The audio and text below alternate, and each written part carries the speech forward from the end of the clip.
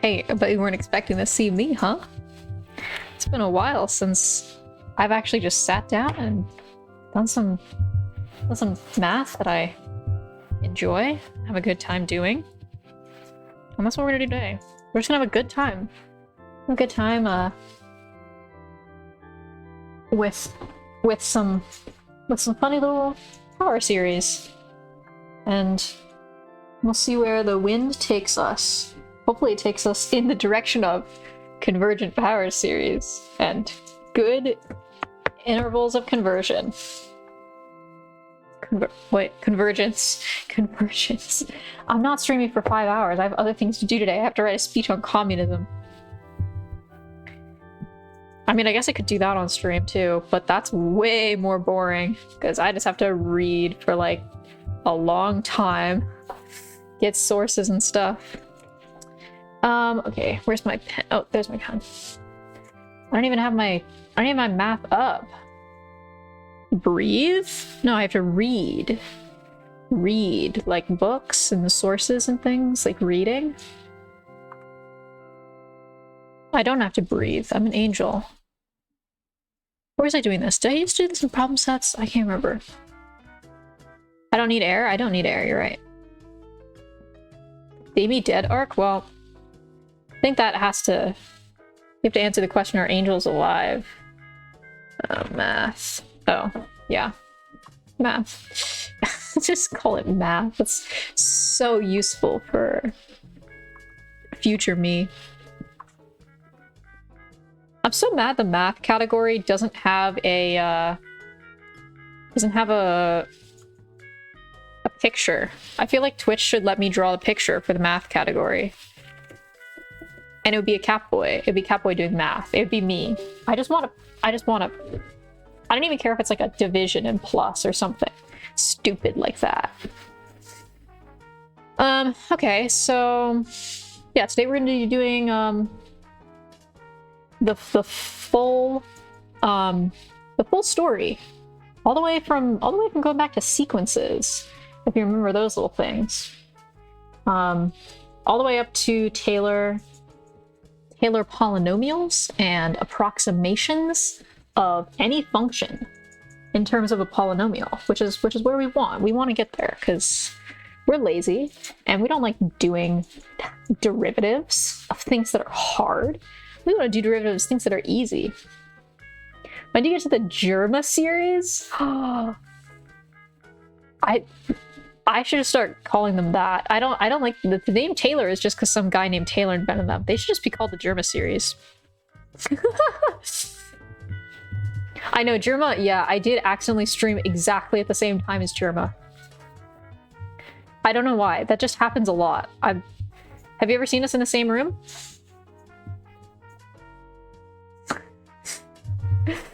My headcanon for angels is they don't have sentience. It's more like they're in a movie acting out their heaven. That's kind of cool. That's not what I do though.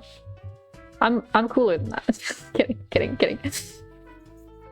If I throw you in a Taylor polynomial series and all that comes out is an interval of convergence, what would you do, huh? What would you do?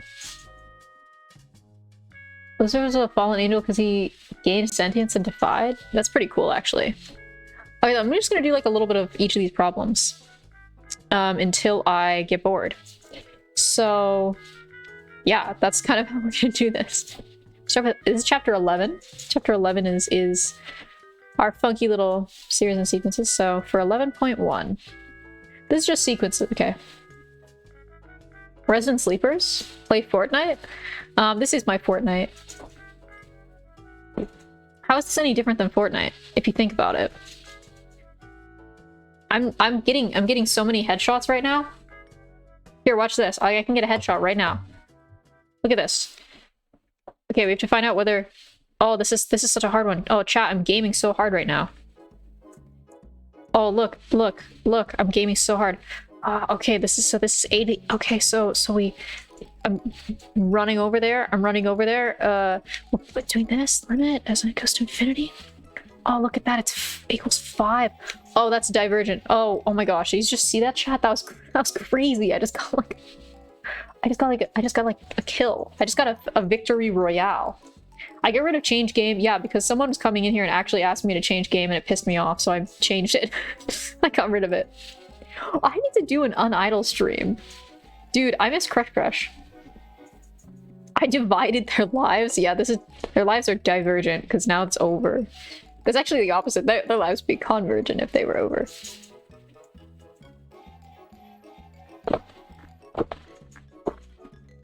Who was it? I was just some random person.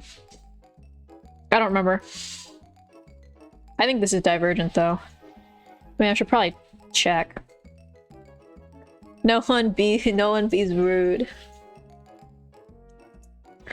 11.1. What question was this? What question was this? What? 5, yeah.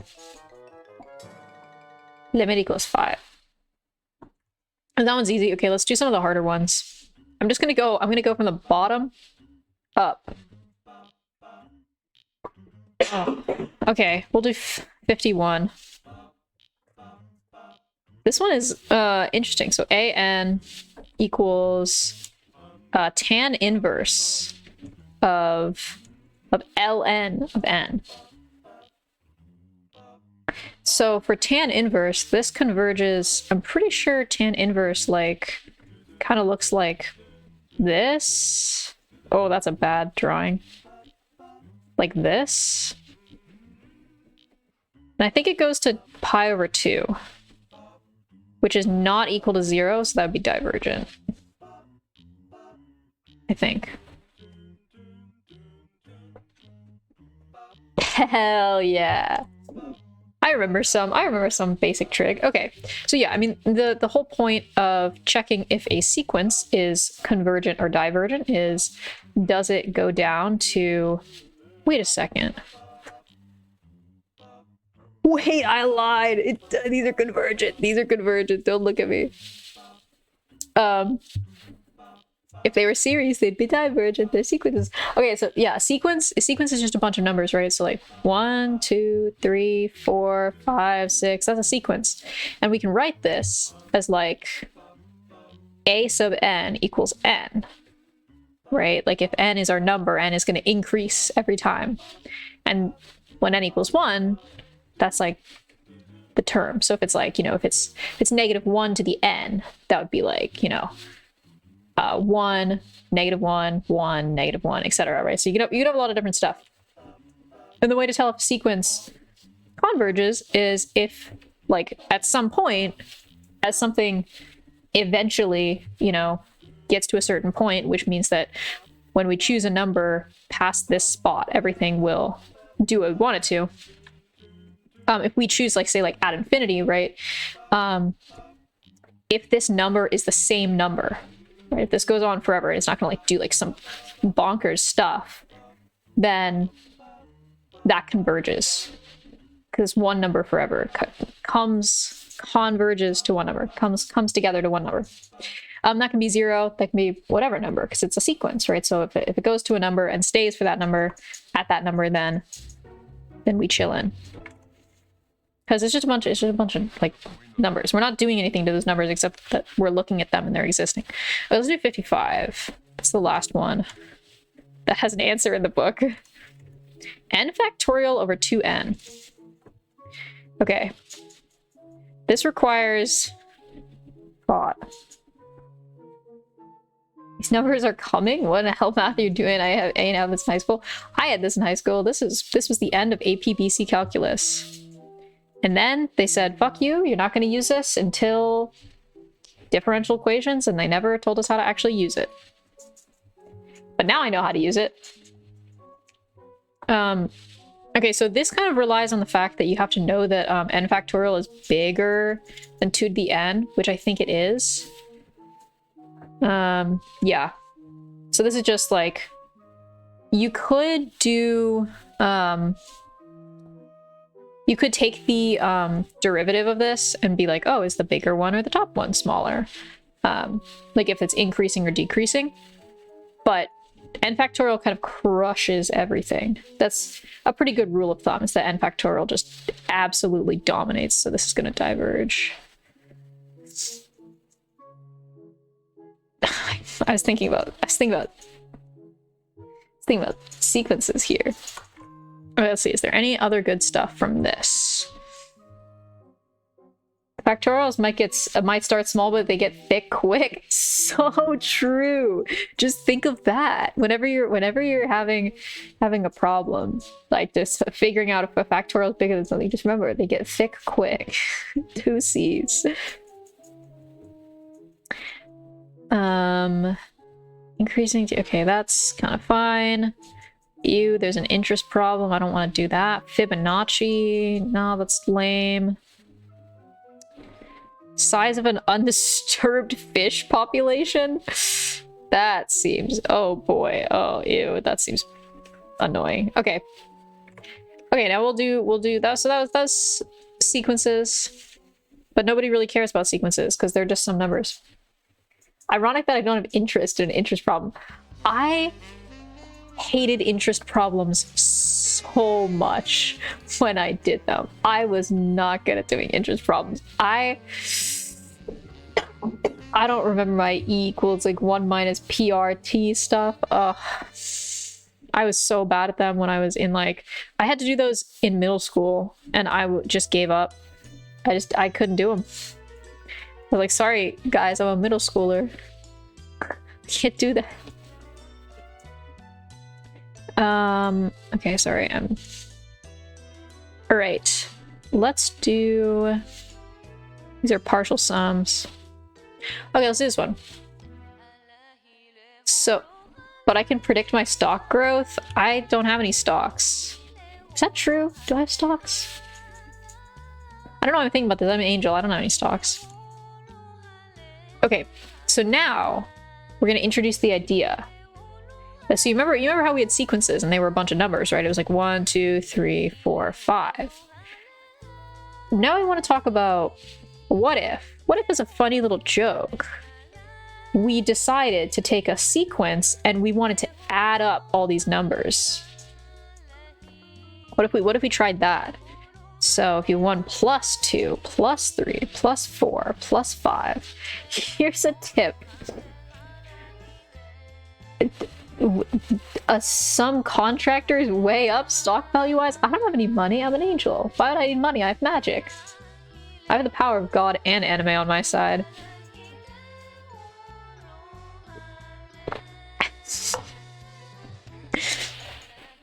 So this is a sequence. This is a series. That's what they call it, a series.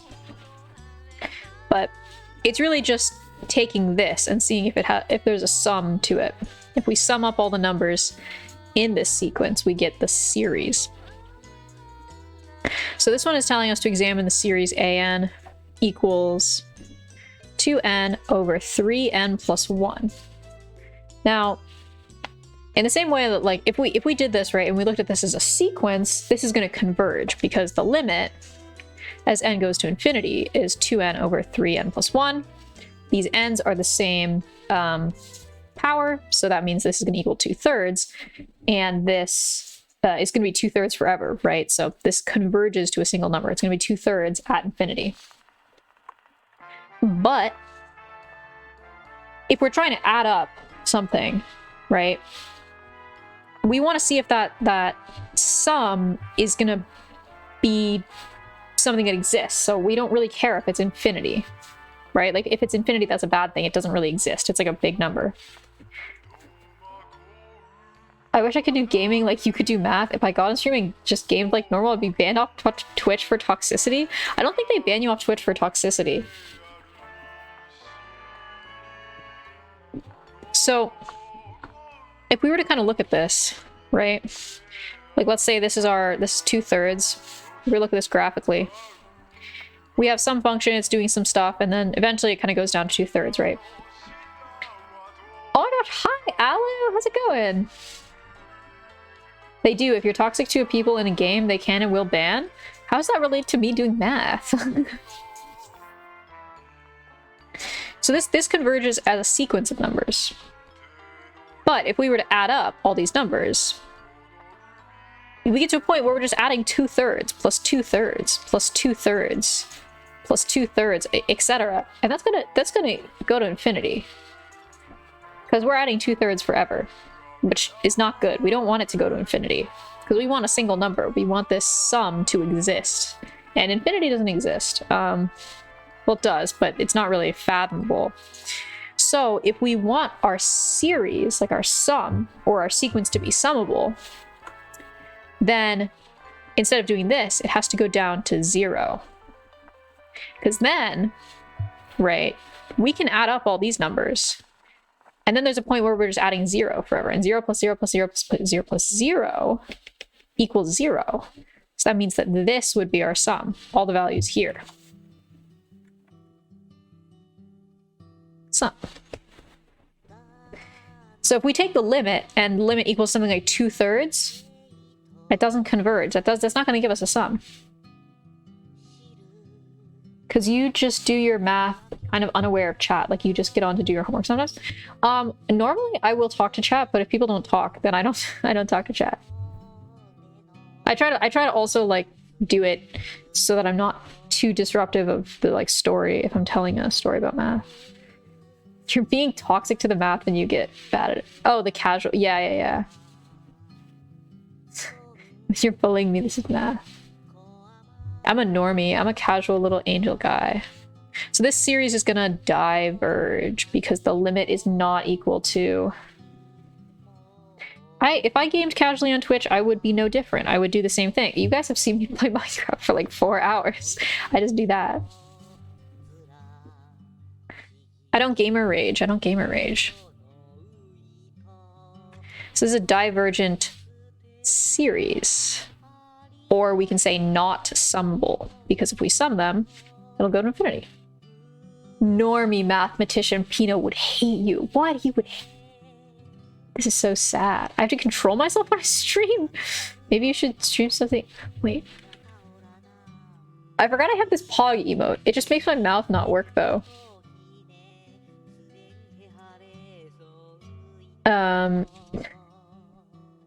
Games suck, then don't play games on stream. Like, video games are so fun. Oh, ew, telescoping series, we're not doing that. Ugh, that's a geometric series. Okay, we can do this. Well, that one I already looked at. That one is gonna be 1. Ooh, that one is... These are all gonna be...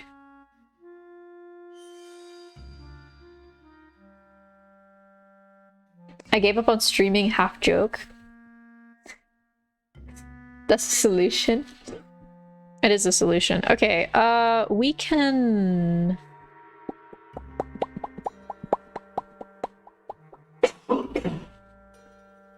Never stream. Fixed. Yeah, that's what I do sometimes. Just leave for 2 weeks accidentally. Which one of these are good? Which one of these are good? You know what? Okay, we'll do 34. No, I'd rather do 34, but we can do help. True as hell. Sometimes I have a little bit of a life. Sometimes I do have a little bit of a life. Okay, we'll do... Oh, and the way that you write... The way that you write, like, a sum of a sequence, right? So if our sequence an equals, in this case, 1/4 plus e to the negative n. If we wanted to write the sum of this series, we do what's called a sigma. Just like the sigma male grind set. So it's a sigma, and you say, what does n start at? N starts at 0. I lied, n starts at 1 for this series. And then what's it going to go to? It's going to go to infinity. So we put the infinity up at the top. And then you just put in your an. And in this case, an equals 1 over 4 plus e to the negative n. So this is telling us all of these terms, right? So like if the first term of this is 1 and the second term of this is 2, what this is saying is this is 1 plus 2 plus 3, etc. So we have to see if this thing is going to converge or diverge. And the first thing we always want to check is, remember, we want it to go to 0 eventually. So we're just going to slap that in a little limit. So we're saying as n gets bigger forever, does this thing equal 0? 1 over 4 e, oops, 4 plus. And what we can do is, when we get to like really big numbers, this 4 is not going to be doing anything, right? We're going to be fooling ourselves if there's a little 4 in the way of infinity. That's like a train hitting a bug. The train's not going to stop because of the bug. So we're just going to have this as e to the negative n. We can kind of do a little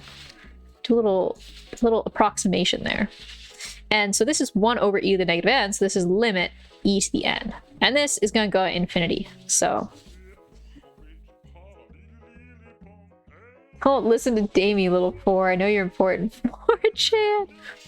Wait, is it actually important? Wait a second. Let me think. Wait, no, it actually is important. I lied. Don't listen to me. E to the negative n, this goes to 0. So it's actually the most important thing. So it's going to go to 1 over... Oh, my tablet just died. We're good. You were right, actually. Thank you so much. It is going to go to 1... It's going to go to 1 over 4. Because this is the same thing as like 1 over e to the n, and that's going to go to 0. So this is going to equal 1/4, but it doesn't equal 0, so this is going to diverge as a series. And let me check that that's right. This is chapter 11.2. Oh my god, what is that? 33. Yep, divergent. Is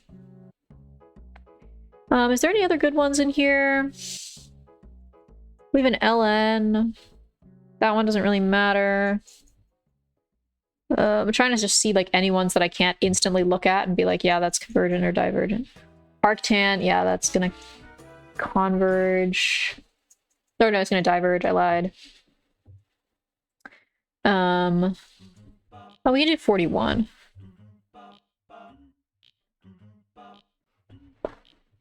I love Tulip so much. I should play Tulip on stream. What if I played Tulip on stream, guys?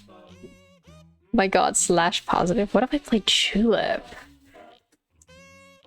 If I was a Tulip character, you would have to solve a math equation to get my kiss.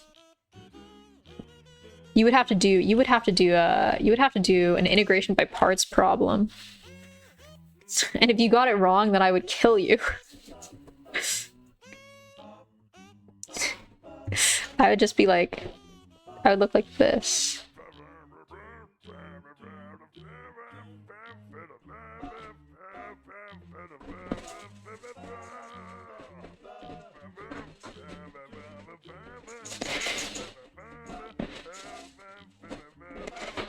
And these are my ears.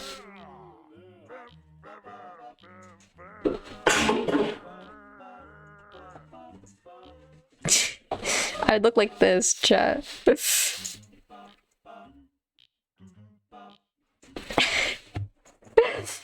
There's actually great incentive for getting good at math.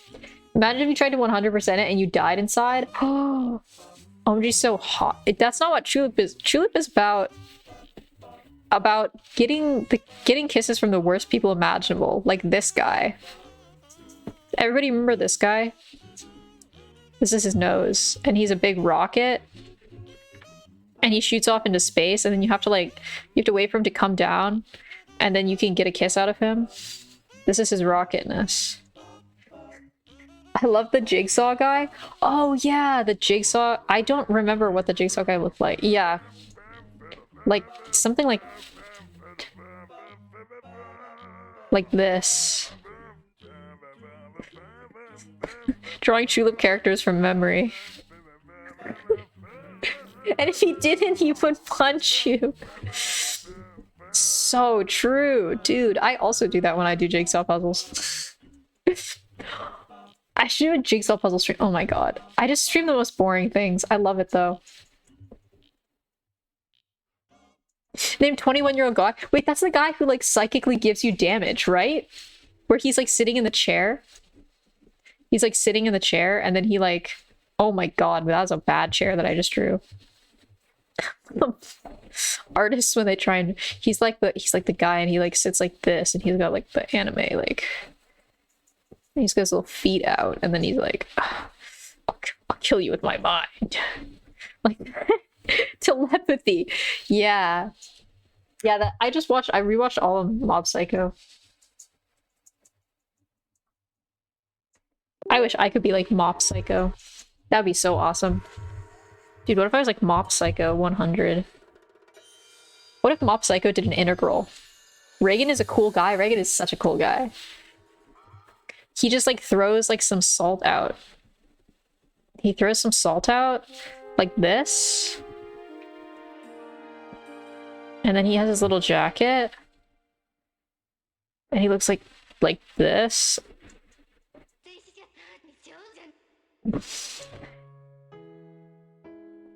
This is the other arm. He does some silly like pose with his like hand. He's got a little tie. I wish I was so mentally healthy as Reagan-sama. Me too. He's not though. He's a little meow meow. This is not what Reagan looks like. I've just made up some guy. That's a little more Reagan. And what does he do with his legs? Nothing. This is just an art stream now. Oh, I love her. Her eyes just out. Women be like having such a good time right now.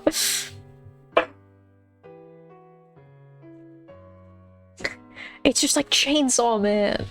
Oh, Chainsaw Man is really good. I haven't finished reading it yet. I'm on chapter like 80, maybe. It's so good. It's so good. It's so good, chat. It's so good. Okay, this is gonna go to 0, so we don't care about that. And this goes to n squared, so that goes to 0. It goes to 0. It's well, it's not convergent. It has a chance of conversion. You like power? Power is like a little. Wait, have you seen the? Have you just seen the anime, or have you like read the manga? It would be like my eyes popping out of my head. Please take me to a medical professional. So true. Only only manga. Yeah, power is. I like power in the manga.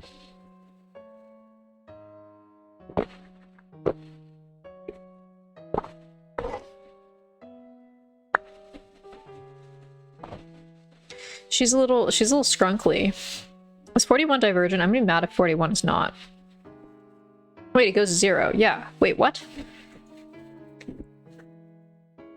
Wait. What? It's some... Is some 0? That's weird. I feel like it shouldn't be 0. The limit 0. Sarah's chest might be like, but her thighs are true. That's so true. That's not the point of Chainsaw Man at all. But you know what? I'm glad that you took that from it.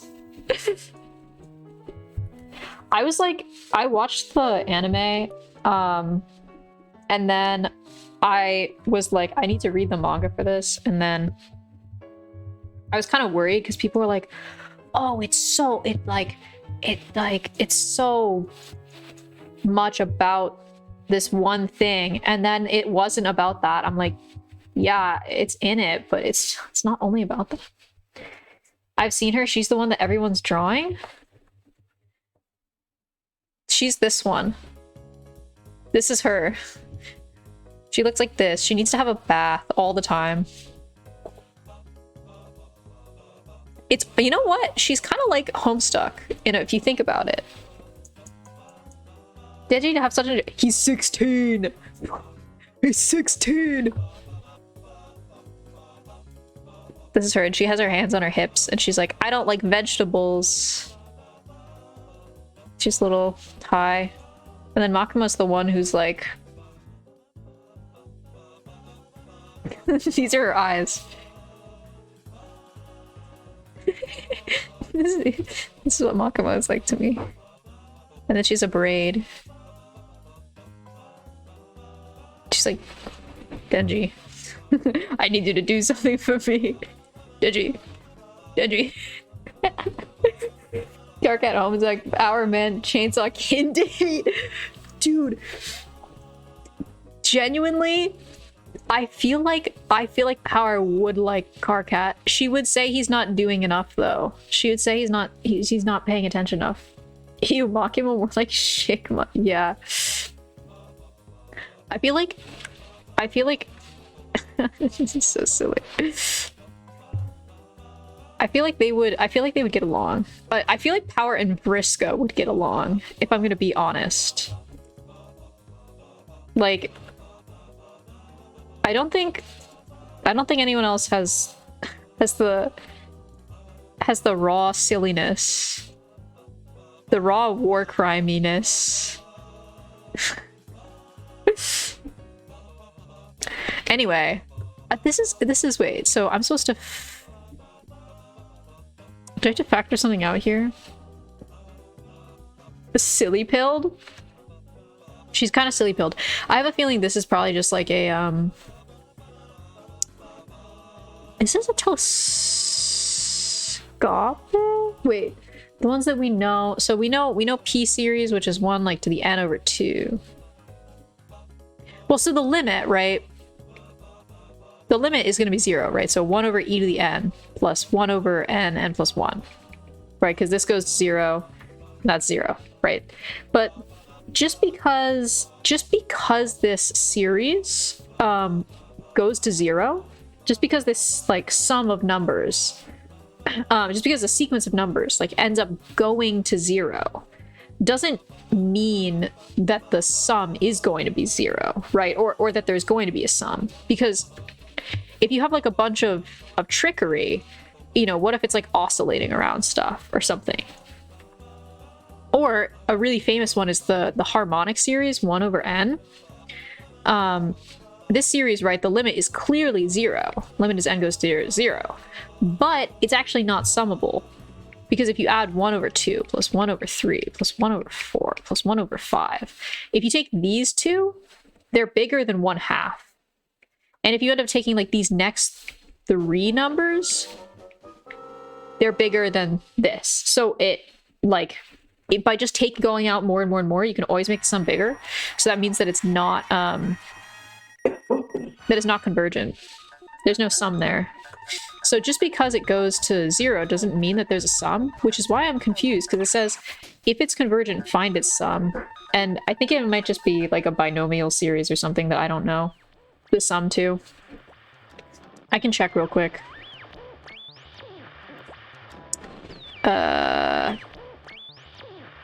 Yeah, so yeah, it says this one is saying like, so this is 3 over n times n plus 1. It says that the sum of this thing is 1. So but that still doesn't explain why it's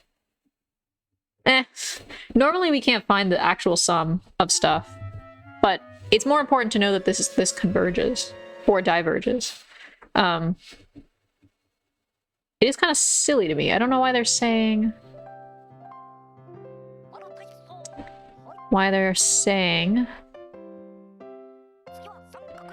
that. Okay, series 1. Yeah, so like 1 over 2. This is the same thing as 1 over e to the n. So we know that this has a sum of 1 over 1 minus e to the n. Or sorry, 1 over 1 minus e. Because we know a geometric series can actual what its sum converges to, what its sum is this. But then I don't know why this would like cancel it out. It's strange to me. Unless I'm looking at the wrong I actually could be looking at the wrong answer real quick. Let me make sure I'm not. This is 11.2 and that question was 41. Yep, it's E over 1. It's E over It's gonna be like this plus 1, basically. It's fine, it's fine, yeah. I'm definitely not looking at the wrong fucking answers to the questions, just like I did last time. Anyway, we're gonna move on. I'm not doing 11.2 anymore. Get out of here, 11.2. I'm not even at the good stuff yet. Okay, we're doing integral test now.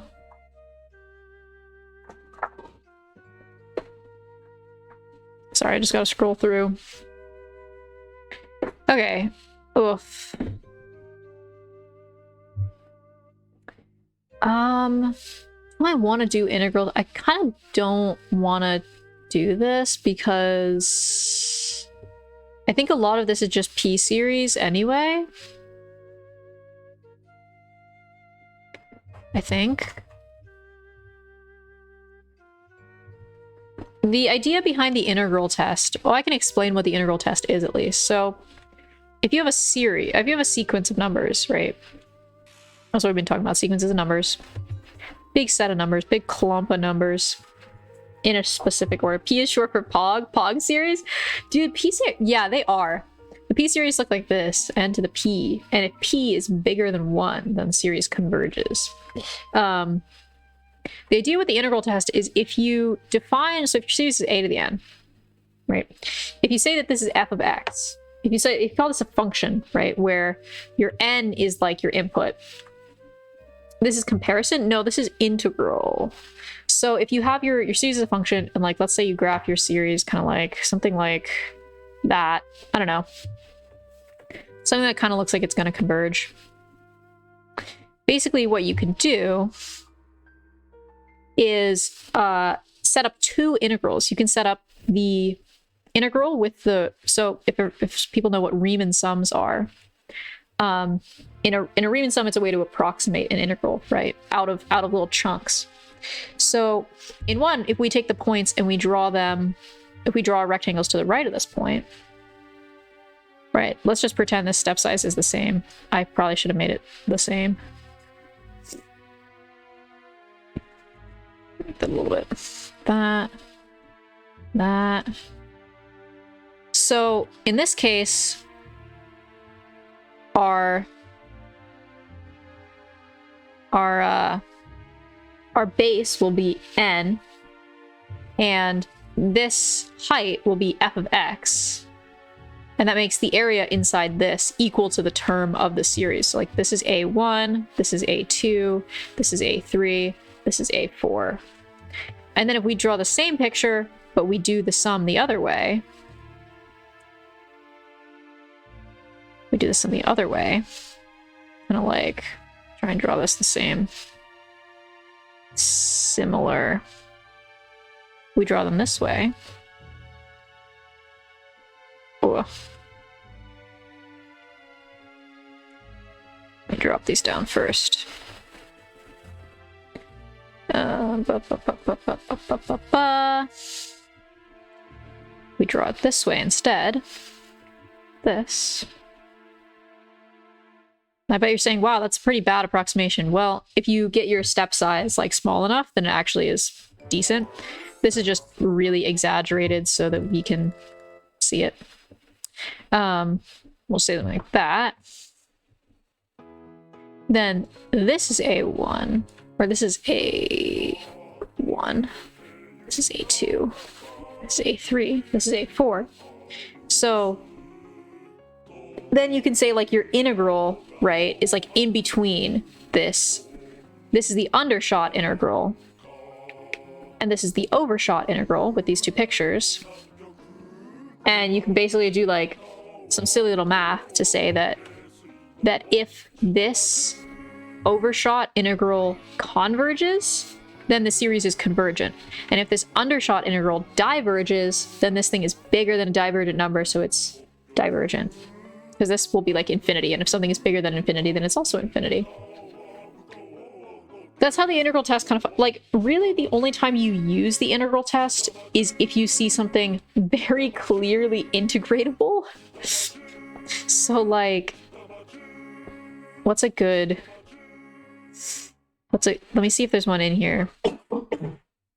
Or if you do like repeating numbers, usually.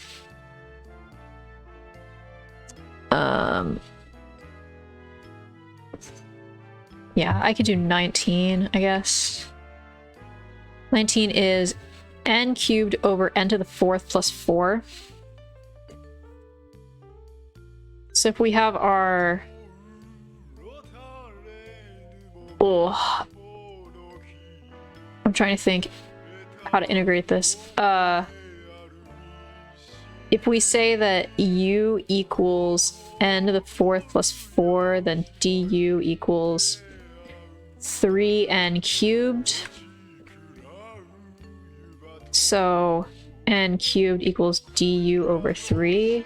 So 1/3 1 over u du.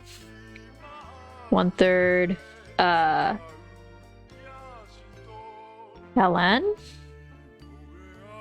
And the 4th plus 4? Maybe? Is that right? That might not be right. But this is like... This would diverge, I think. This is 11.3. Yeah. This would be divergent. But yeah, you just take the integral.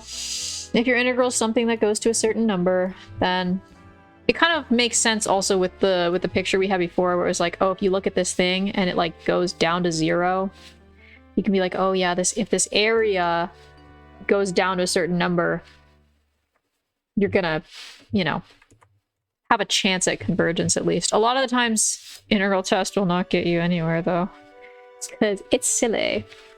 Most of the time you're going to be using comparison test, limit comparison, which is the next section, which I think I'm just going to go and do that. Because comparison tests are chillin' and you'd mostly just use them. Okay, so like, this is a great one. This is 11.4. 1 over n cubed plus 8. So we know things about, this is basically, if as this goes to infinity, this 8 goes away, and this is basically 1 over m cubed. And we know that 1 over n cubed is a convergent series, because it's a p series. So what we can do is we say, okay, 1 over n cubed plus 8 times, we're dividing by, like, I'll just do this, divided by 1 over n cubed. So I say 1 over n cubed plus 8 times n cubed for 1. And then we want to take the limit of this. So n cubed over n cubed plus 8. And we get 1. And with this test, if we get a 1, that means the series are going to follow each other. Well, if we get any number that's not 0 or infinity, that means the series will do the same thing. So that means that because this converges, this also converges. Convergent by LCT. And if you want to think about it, if we have a number line, and is this what this? Yeah. If we have a number line and we pick some number, a small m and a big M, right, where this limit is going to converge to. All right, let's say this is an over bn. An is our input, bn is the thing we're comparing it to. And we know that it's going to converge to something, or it's going to diverge. So we can set up this this inequality that's it's going to be this is like an upper bound and a lower bound, right? So upper bound, lower bound. So m is always going to be less than or equal to an over bn, which is always going to be less than or equal to big M. So then we can multiply out this bn. And what we see is that if bn converges, right, an is smaller than bn. So if you have like a number here and you're smaller than a number, you're also going to be a number. And then you see here, if bn diverges, then you have an bigger than a non-number, infinity. That means you're also going to be a non-number. So they follow each other. And this is if it's equal to 1, because like this is our sort of like 1 area. And then when it's 0 or infinity, it gets kind of silly because what happens if the limit is 0 of an over bn? Right? If we know this goes to 0, we know that bn has to be bigger than an, right? So if bn is bigger than an, we know that bn bigger than an. If bn is convergent, that means an is smaller than bn, an is also convergent. And then, but we can't prove anything else, right? Because if bn in this case was divergent, then you're smaller than infinity, which is like a lot of numbers are smaller than infinity. So we can't prove anything about that. But then if limit of an over bn goes to infinity, we know that an is bigger than bn, right? So that means if bn is divergent, an is bigger than infinity, so an is also going to be divergent. And that's all of LCT. And it's a really nice test because you can prove that these, you can say like, oh, if you have 2 series, an and bn, right? And if you know that like this one is bigger than this one, and that one is like convergent, divergent, whatever, you can say things about that, but, and that's called the direct comparison test. But the limit comparison test, it just wraps everything up in a nice little blanket. And it says, you know, it has this extra thing about if it equals 1. Hey, it's Bug. I know I'm streaming like at like a early time. Not like 3 in the morning for some people. Streaming at a normal hour. Well, it's a normal hour for me when I stream late. It's maybe not a normal hour for you. Okay, let's see. We can do another fun one. Let's do 17. 20. I don't know. What is that? That's 8 p.m.? Oh, wow. You're like... Wait.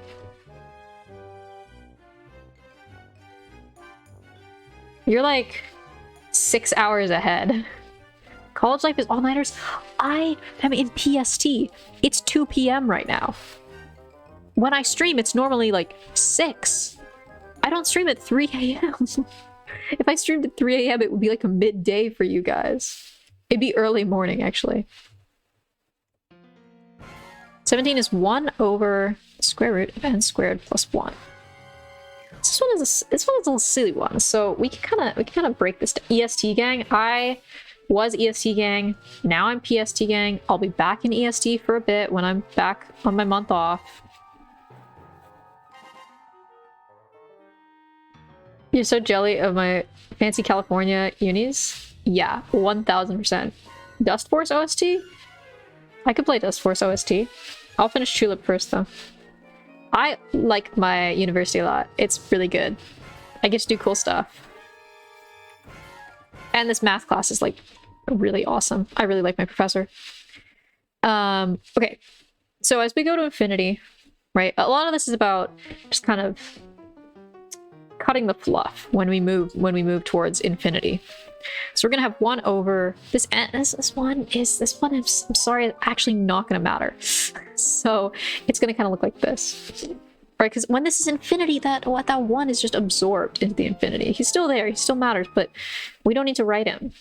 And then this is like basically 1 over n, right? And we know this one. We know this guy. Hey, I know that guy. Spider-Man pointing meme. This guy's a divergent guy. He's the most famous divergent guy. He's the harmonic series. Remember the one we talked about where it's like the 1 over this, and then when you add up all these little chunks, then they get to be bigger than this, and then you can do that forever. He's divergent. So we want to compare him. So we'll do 1 over square root of n squared plus 1. It's okay. The n squared plus 1 came back. Times n over 1. Do the limit as n goes to infinity. N over square root of n squared plus 1. Now, if we look at the powers, right, this is basically like, let me rewrite this, n squared plus 1 to the 1/2. This is basically like you know, the same power, 1 over 1. So this is going to equal 1. And what do we know about the limit comparison test when it's not equal to 0 or infinity? They do the same thing. So this one also diverges by limit comparison test 0.1. And if it doesn't, I will eat my hat. I will be very confused if it doesn't. What is it, 17? Yep, it's diverged. Okay. Let's do a really hard one. Let's do a really fun one. Ooh, this one is interesting. Okay. Do I know how to... Yeah, I can maybe try. Sine of 1 over n. Now, this one's kind of... it's silly. Because, I mean, we can try and compare it to 1 over n. But if we think about that, that's... we're taking the limit of sine of 1 over n times n. And that's going to give us a limit that goes to infinity, right? And we know that 1 over n is going to diverge. So if this series goes to infinity, that means this one is bigger than a divergent number. Right? I'm going to put this as divided by 1 over n. So we know that 1 over n diverges. And because this limit goes to infinity, that means this one is bigger. So sine of 1 over n is bigger than a divergent series, so it's also divergent. It's a little silly. It's a little silly little funny little guy. It should be divergent. What was this, 31? Yeah, it's divergent. Simple as that. Shrimple as that. Dude, I wish I could be a little shrimp sometimes. That'd be so cute. I had the little antenna.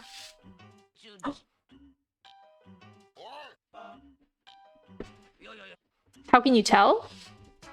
Okay, here, wait. Let me. So, okay, we're talking about the limit comparison test, and without any of the explanation of the proof, which I did a little bit ago, I can explain that again if you want. In this case, if we have 3 possible outcomes, our answer is 0 for this limit. We're going to take the limit, right, of an over bn, and this limit can be 3 different things. It can be 0. It can be infinity, or it can be any other number, right? Any n that's not 0 or infinity. So what the limit comparison test tells us is that if n is any number here, the series that we put in, that we're comparing it to, bn, is going to do the same thing as an, right? We're trying to find what an is doing. And this one, if we get any number that's not 0 or infinity, then it would do the same thing. But in this case, right, we're not getting that. In this case, our limit... So if I look at this, I'm like, oh, there's a 1 over n in here. I know what a 1 over n does, so I'm gonna try and compare it to 1 over n. And we know this series diverges, right? Harmonic series. So we put in our little limit. We're gonna say sine 1 over n divided by 1 over n, which gives us n sine n. N sine 1 over n, sorry. And we know the limit of n goes to infinity. This could be infinity, right? There's an n in there. So that brings us to one of our other cases. Now, if we don't memorize this, right, and we just think about what this means, if we have a limit of an over bn, and this goes to infinity, that means this number is getting bigger than this number is, right? Way bigger. This one is shooting to the moon. Well, this guy is just like he's trying, but he's not making a dent in that thing. So that means that our series an is bigger than our series bn, if that's infinity, right? That limit. And in this case, our series sine 1 over n is going to be bigger than the thing we're comparing it to, 1 over n. And we know that 1 over n diverges, right? Because this is the famous little series, the harmonic series, which is 1/2 plus 1/3 plus 1/4 plus 1/5, etc. And if you add like these two things, then they're bigger than this, and you can keep doing that out forever, so that diverges. And since that's like, you can kind of think of that as this is infinity, right? That means that sine 1 over n is bigger than infinity. which means that it's also going to be infinity. So that means that this series, its sum is divergent. It doesn't exist. You can't sum it up because it's too big. I hope that explained it. I hope that was helpful. I can do another one. That was the last one, but we can do... Yeah, no problem. We can do... We can do 29, which is 1 over n factorial. So in my brain, I'm like, oh, I see a 1 over n. We'll try and compare it to 1 over n. Because we know that that's divergent, right? This one's divergent. So we're going to do limit 1 over n factorial divided by 1 over n. The same thing as limit 1 over n factorial times n. Now, if we're doing a little silly, a little funny here, we know that n factorial can be written as 1 over n times n minus 1 factorial. So then we can cancel out these n's. And that's just a little factorial trick that you're probably going to learn from doing anything with the ratio test, which is one of the other tests that will be coming up. So this is now a limit of 1 over n minus 1 factorial. This thing is going all the way to 0, right? And what that tells us is that this 1 over n is smaller than 1 over n. It's not going to tell us anything else. Now, this kind of sucks, right? Because we know this is divergent.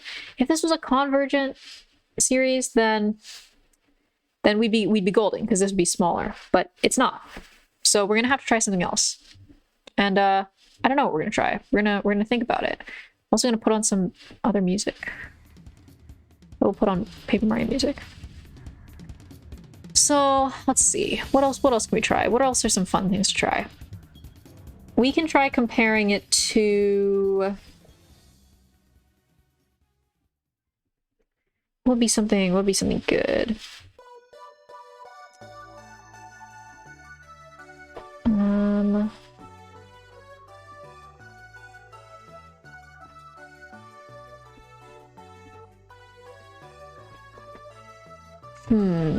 What can we try?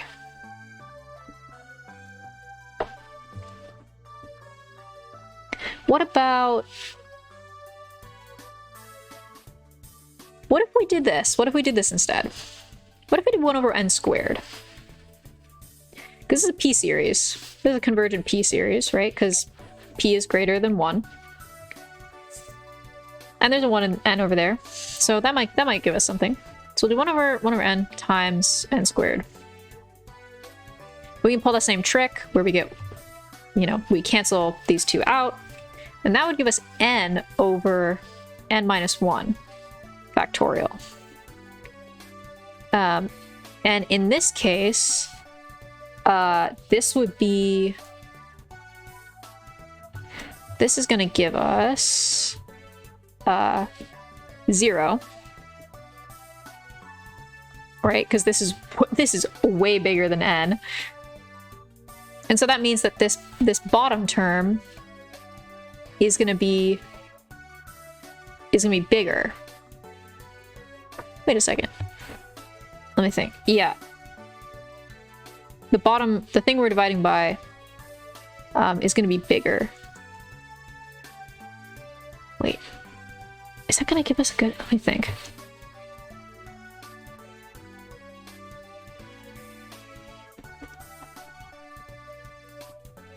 Yes. So that means 1 over n squared is bigger than 1 over n factorial. And because this is a convergent series, we're smaller than a convergent number, which means we have to be a number, right? This is just a number. So if you're smaller than a number, you're also a number. So this is going to converge.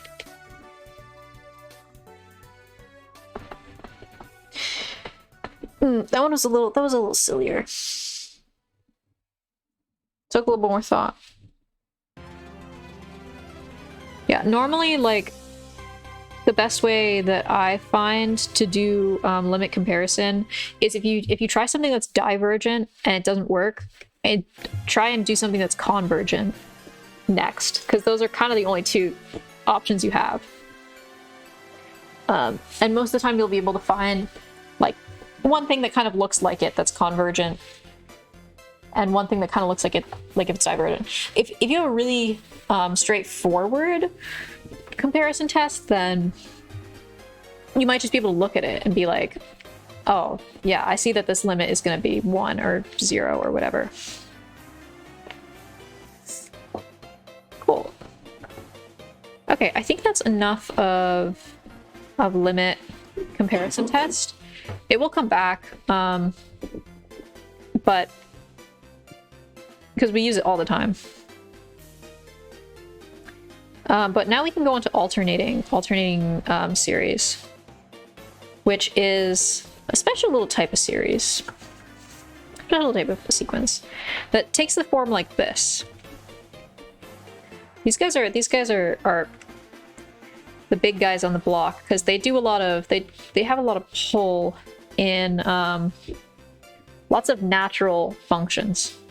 You're going to see a lot of alternating series like in trig, for example, in waves and stuff, right? Because there's, if you think about it like a sine, you know, it goes up and down. It's got a periodicity.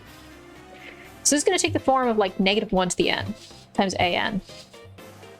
Let's call it bn actually, because this whole thing will be our an. So all this is doing is we're just slapping a little -1 to the n in front of something. And it's not really. I'll just make the sum of the series to 4 correct decimal places. I don't want to do that. Oh, I might actually just skip over. Wait, let me see. Test for. Okay, I can test for convergence or divergence. So now the fun thing about alternating series is with an alternating series, it has its own special little test, right? So we've been doing limit comparison, we've been using these two, we've been using like integral. These are very like chonky, like real physical, tangible things that we can use for them. But for alternating series, if you look at an alternating series, right, let's just make one up. So there's some points up here, you know, but it'll go from here to here. Let me do this a little bit better, actually. From here to here to here to here to here. Oops. To here to here to here to here. Something like that, right? It's like this is our 1, 2, 3, 4, etc. And you can kind of see that it's bouncing back and forth along this line, right? So we can. What we might want to be able to do is think of it as, instead of thinking of it as one series, what if we examined just this top part and just this bottom part instead? What if we looked at it like that? So what we can do is we see, if we do this proof, that if this is a decreasing series, right? This has to be a series that's like, you know, getting smaller and smaller. That if we can prove that this top series converges, right? If we just look at like the, you know, you can think of it as like just looking at the even terms of the series, right? If this is like 2 or something, maybe it's 1. Just look at the odd terms of the series then, like 1, 3, 5, 7, all the ones that are above the number line. And we can see that this series will converge eventually. And this is summable for us. And it has a sum. And then this series right here, like this second one, the 2, 4, 6, 8, you can write that as, right, if this is an, or we'll say bn, no, we'll say an. You can write it as an plus 1, right? All of these terms. And the way you can write that is an plus 1. And because this will be a number, and this we already proved that this sum is a number, you can see that the bottom also converges. So the way we test for alternating series is we take the bn's and we put absolute value around our little thing, right? And if the limit of this goes to 0, right? It's decreasing and it's going to go down to 0, then the series converges. And it actually converges absolutely, which is a term that means basically if you put absolute value bars around a series and it converges, then that means it doesn't like matter if it's like an alternating series or not. And that's how we define absolute convergence, but that's like the next section.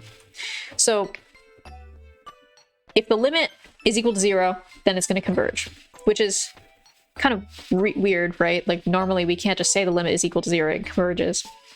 But because it's an alternating series, and because you can prove that the top and the bottom are going to converge to two numbers, right?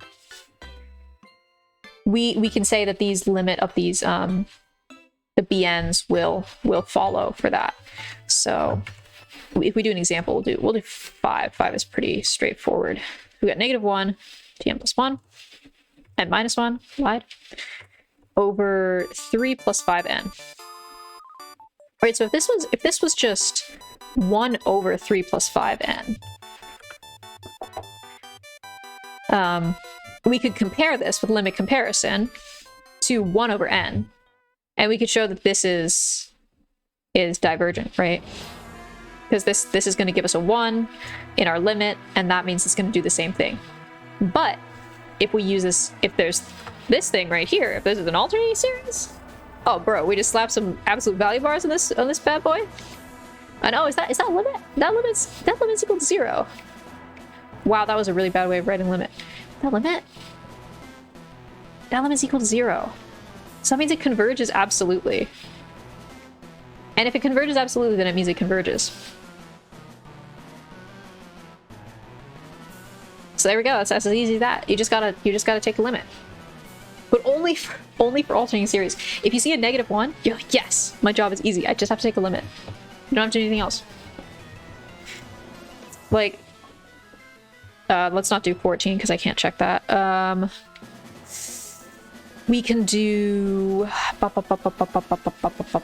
let's do 15. Sine of n plus 1/2 times pi over 1 plus square root of n.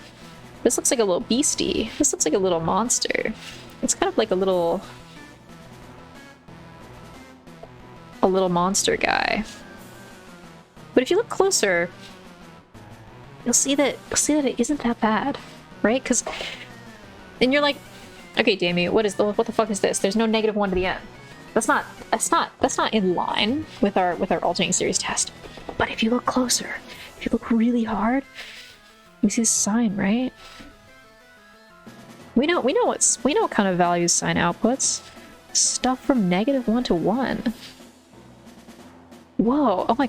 Whoa!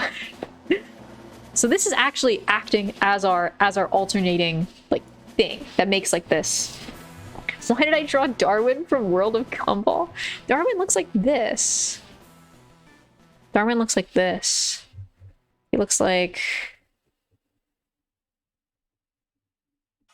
I have not watched Gumball in a long time. This is Darwin. He's got his Among Us shoes on. His dripped out Among Us shoes. I feel like Darwin... Did he have drip? I feel like he definitely had drip. Was he slaying? Did he have arms? I think he had arms.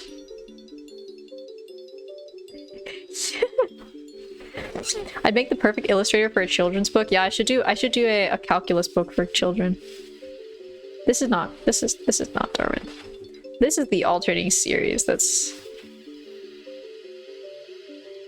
right here. They look like single giant toes. Can I explain tangential speed? I 1000% can. Let me just really quick pop these absolute value bars on, and then I will explain tangential speed. I love a little tangential speed, honestly. This limit equals 0. Guess what? It converges. Bam. If it's not converged, I'm gonna cry. Yes, it's converged. Thank God. Okay. Okay, tangential speed. So let's break it down a little bit. We have a circle. You're moving in a circle. That's almost always when you're gonna have tangential speed, right? Moving in some kind of circle. And you have to have, right, acceleration, sorry. You have to have force that's holding you in the circle, right?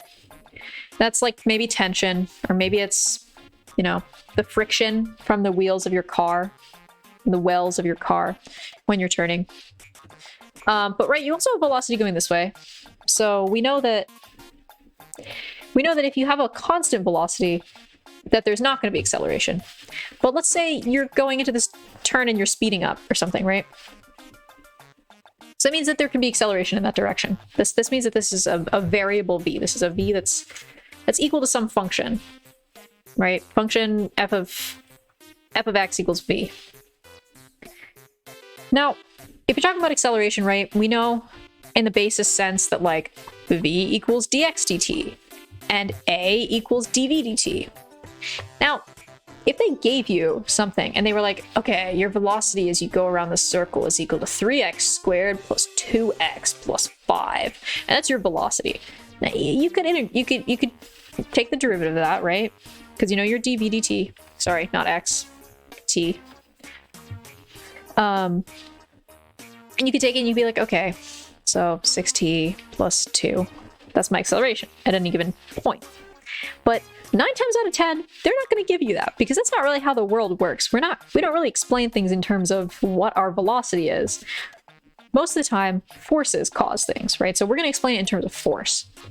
And in problems where you're doing this, you're probably going to have something like some sort of like fair ride, right? So one really common one is like a Ferris wheel. So you got a Ferris wheel, and let's say you're here, right? And let's say you're going this way. So if we were to draw a free body diagram of you in this car, right? Like let's say you're in this car. That's you, Blaine. You're right there. You're chilling in the car. You're gonna have. Maybe that's not the best spot to. It's okay. It's okay. So you're gonna have like your MG down, right? I'll make it a little bit easier to see the tangential part of it. Let's say you're here, and maybe I don't want to do this. You know, okay. Let's change. I'm gonna change it. It's not gonna be Ferris wheel. It's gonna be one of those you know those pirate boats that like swing you on a boat. Like this. Maybe you don't, maybe do. Because this is just going to be a little bit easier to see with like the tension forces and stuff. Because they won't always be pointing up. So your seat is like here. You're sitting here. That's you in the boat. Oh, you're large. So when you're sitting on the boat, you're gonna have your gravity, right? And if we this is kind of like if I I can actually do it. If I actually tilt this, right? It's kind of gonna be like that. So if we were to draw gravity at this point, it would be going straight down from here. Whoa, I don't know what that was. It'd be going straight down. But that means that when we reverse this, our gravity is actually like. Wait, am I lying? No, I'm not. That's right. And then our normal force is going to be going straight up, because we want our center to be like kind of up in the positive direction. That's our normal force, or our tension, or whatever you want to call it. So we're going to try and figure out like what the tangential acceleration is, right? Because in this case, this is our centripetal axis. Centripetal or radial. And then this axis is gonna be our tangential, right? This is our tangent. Right, because that kind of looks like here's our radial axis, radial, and here's our tangential. Tangential. So in this case, we're just gonna have to do a little sum of the forces, right? In our tangent, F tan. And in this case, our force normal is going up, so there's nothing there. But you can see, if we have this angle, right, we'll just call it theta, that this is being caused, right? This acceleration is being caused by this component of gravity, right? The reason why we're accelerating, the reason why we have that speed is because gravity is pulling us down. It's pulling us down like in a circle, and this force normal is constraining where we can move it, so it's going to turn you. So in this case, it's going to be, right, sine is opposite over hypotenuse. So because this is mg is our hypotenuse, we're going to do mg sine theta. And in this case, this would be, if we're moving this way, we'll say it's a positive acceleration, equals m a tan. That means get rid of this, get rid of this. So g sine theta equals a tangent. So basically, whenever you have a problem where you're trying to find tangential acceleration, like 9 times out of 10, it's way easier to just think about like, well, what part of the force is causing this acceleration? Like what is making this acceleration happen? Because if you start thinking about it in terms of like dv dt or something, unless they give you a function, don't even think about dv dt, because you're going to want to think about it in forces and find an acceleration that way. Make sense? Yes? No, maybe? And this is just one example, right? It's like maybe if we want to find, I'm trying to think of one that would be like, maybe we want to find, maybe you're swinging a ball in a vertical loop with some tension here, and you want to find like the acceleration. It's going to go this way, and you want to like find the acceleration this way. You're like, maybe you start, maybe there's some, you know, a oh, polar coordinates. Oh, yes, of course I can explain polar coordinates. Okay, so this is actually a great segue, right? So we have a circle here, and if we want to write a circle out as an equation, right? How do we write it? We write it x squared plus y squared equals some r, right? Squared. And this works, right? But it's kind of clunky, right? Do you have to memorize the formula of the flower shape for tests? My professor had us do circles, had us do cardioids, so the butt-looking ones, and had us do roses. And that was it. He was like, don't do anything else because the other ones don't matter. So the motivation for polar coordinates is because when we have circles and stuff, it's so much easier to describe things when we don't have to use xy, because this is so clunky. So instead of that, we're going to define a radius, right, for a circle, and we're going to define a theta that we move off of, right? So in this case, right, if our theta equals 0, we're going to be at this line. If our theta equals pi over 2, if our theta equals pi. And then our radius determines how far out along that line we move. Maybe this equals pi over 4, and then we move like this far out, right? So that's why, because if we want to use circles and stuff, it's kind of lame to have to use xy. So that's why we motivate that, right? And this is a great example of tangential acceleration. Because in polar coordinates, so we know about unit vectors in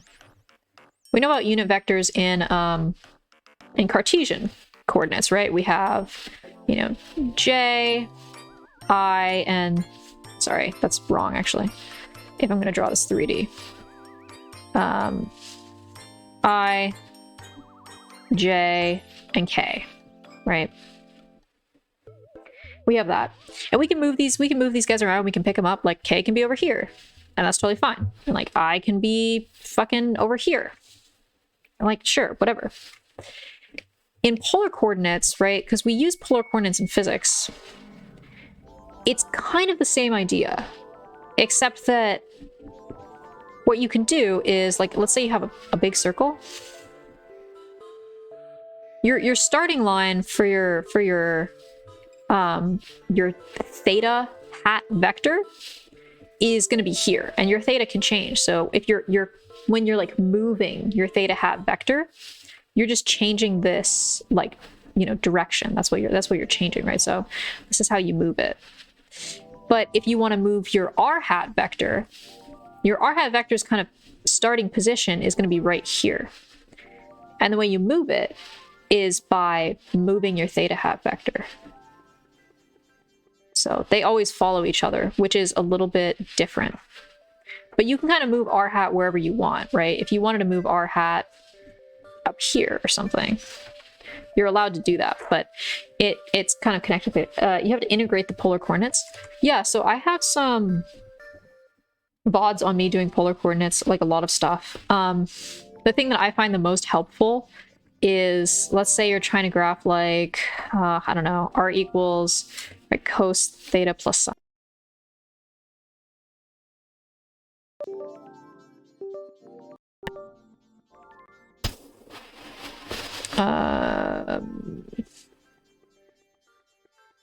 One second.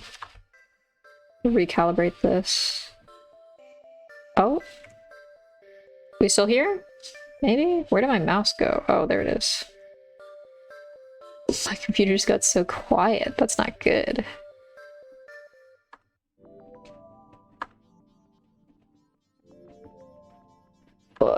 One sec.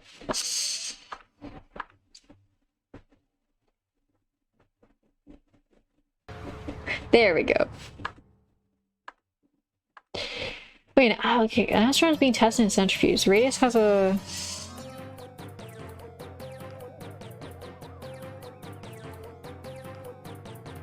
T2? What is T2? Is that like T squared or...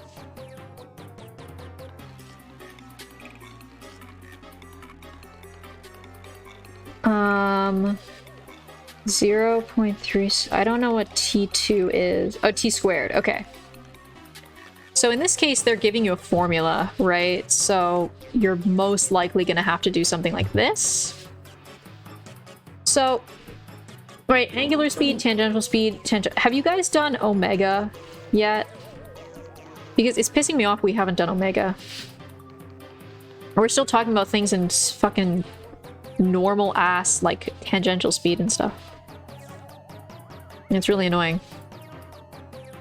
But, in any rate, so AC equals v squared over r, right? We know this. So, when t equals 5, it rotates according to rads per second squared. So that's going to be a...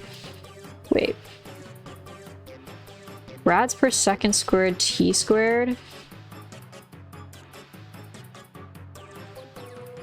I mean, I guess that's an acceleration. A equals 0.36 r over second squared. So a equals this, t squared. Then you integrate, you'll get v equals 0.36 this, t cubed over 3. Oh, what is centrifuge? Yeah, a centrifuge is like this little kind of cylinder that has a bunch of holes in the top that you put test tubes into, and then it spins around really fast. It spins around really fast to separate out like the stuff in the top of the test tube and the bottom of the test tube. So like this will be all like the sludge, and this will be like a different sludge. English is hard to learn. Yeah, centrifuge is actually just a machine. So it's not just a circle. It's like a science machine, kind of. English has a lot of really weird, stupid, specific words. You're so true for that.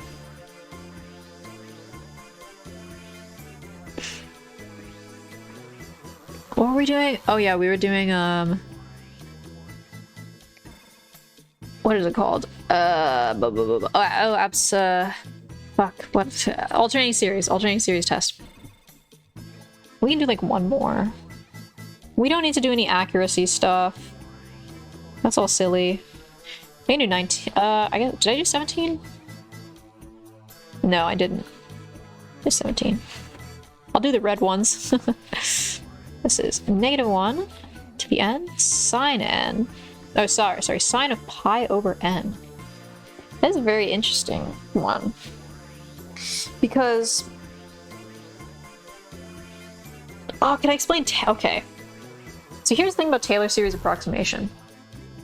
Is, for my professor, what he told us, right, is that...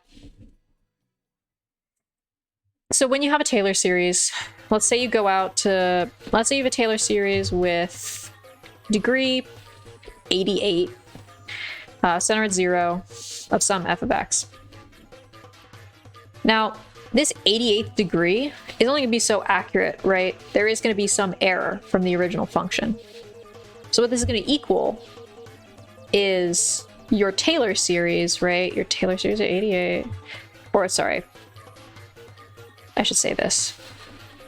F of x. This is going to equal your Taylor series at 88, center at 0, of f of x, plus, like, some error, right? We know that there's going to be some error. But the way that he wanted us to represent it, because you can do, like, Lagrangian error, right? And that's just a formula you memorize. But to understand that, you need to, like, know linear algebra and, like, linear analysis and stuff. So what he explained it is, if you do that, there's a proof if you do it out. That if you have the integral of f, in this case, to the 89th factorial. Yeah, no, I know. Yeah, you don't have to take it in linear algebra. That's why the vector calculus is killing me. No, you don't have to take linear algebra to do vector calculus. I have, which is like, it kind of is fun because I get to see more of like the belly of the beast, if you will. Like, you guys are just like petting like the fur of this guy, and it's like a good time. Like, you're like, oh wow, it's so soft. But I'm like, oh, look at this. I get to see all the guts and stuff. Like, that's so fun. That's so cool. I'm learning more things. Because I already did this part like earlier. It's not that you have to know it, but basically he was like, I'm going to teach you a different way to approximate this with an integral called the integral like error of the Taylor polynomial, which is the it's very similar to the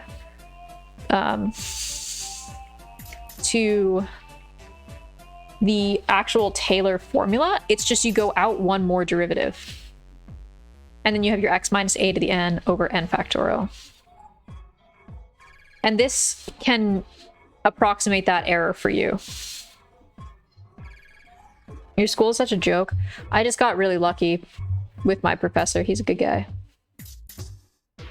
Just throw out hard exam and not teaching anything? Yeah. Some people are like really just bad at teaching stuff.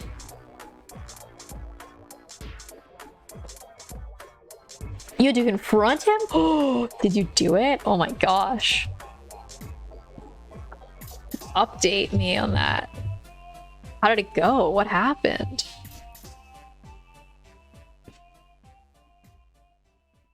Sine of pi over n. So the thing about this is, as n gets bigger forever, right? It's gonna end up as sine of 0. Which I think means it's gonna converge. What's this? 5? Yeah.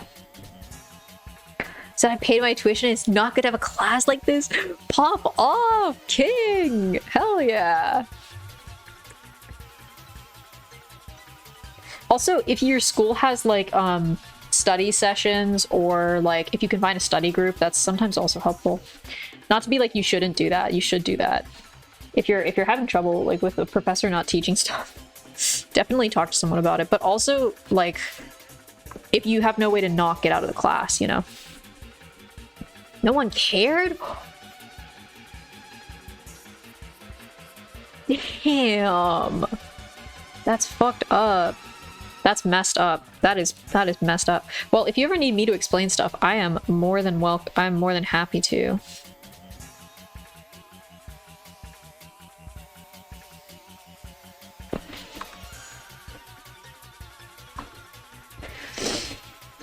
American culture is just like minding their own business. Yeah, that is actually really true.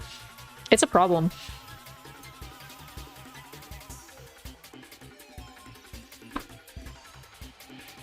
Like, we should be supporting each other and helping each other learn. And standing up against, you know, you don't talk to anyone at the school? Oh no. You should find a study group though. It's kind of interesting because, like, people always are like, oh, you know, you need to find a study group. And I'm like, okay, but my stream is my study group. My chat's my study group. I explain things to them. And I help them with problems.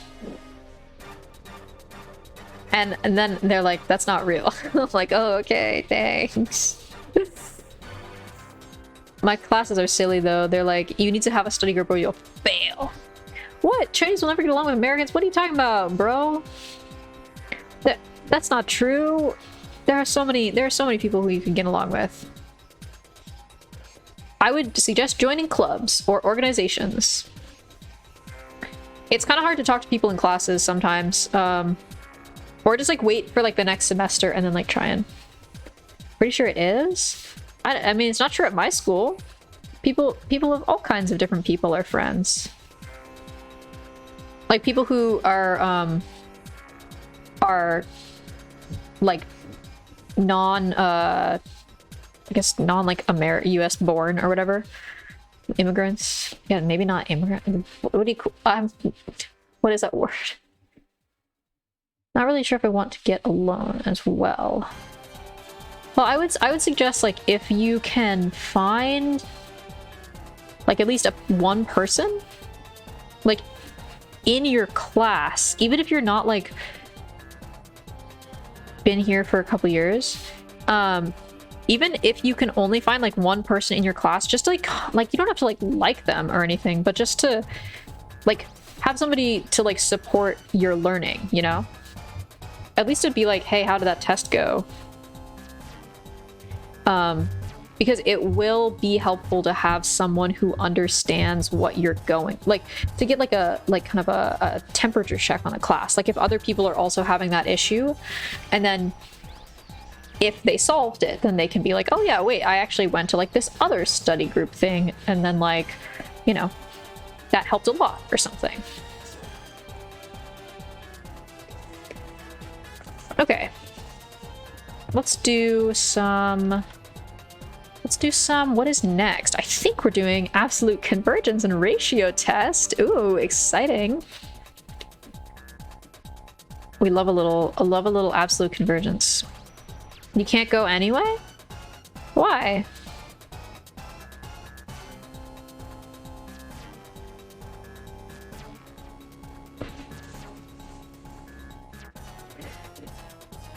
Either my country in here is fucked up for me either way. Oh, you just... I'm sure... Well, okay. It can be really hard. Like when I was in high school, I was like, there's literally no good people left, and I am the only person, and I have to do all my work by myself, and I can't find anybody who's cool. And then I started streaming, and I found a lot of cool people, and like out in the big world. In the outside of college or outside of high school or outside of the area that you're in, it's like you can find a lot more people. You have so many opportunities. There are like 8 billion people on this earth or something. Not everyone is messed up. And there are lots of people who are going to be nice and kind to you. You know? Okay, so for... I'm trying to see. Ratio test convergence. I think if it's less than 1, then it converges. If L is less than 1. Yeah. Yeah, and if it is 1, then it's inconclusive. Okay. So we'll just hop right into it, I guess, with number 3 here. -1 to the n over 5n plus 1. So in this case, what we can check when we have something like this is we can do our absolute value bars thing, like 1 over 5n plus 1, and that's going to tell us this is convergent. But if we replace this -1 to the n with a 1, we can tell if that's like absolutely convergent. And for this, we know that if we compare this to 1 over n, this is going to diverge, this is going to diverge, so that's divergent. So this is actually conditionally convergent. It's not absolutely convergent. Let me check on that. I think that is true. Yeah, conditionally convergent.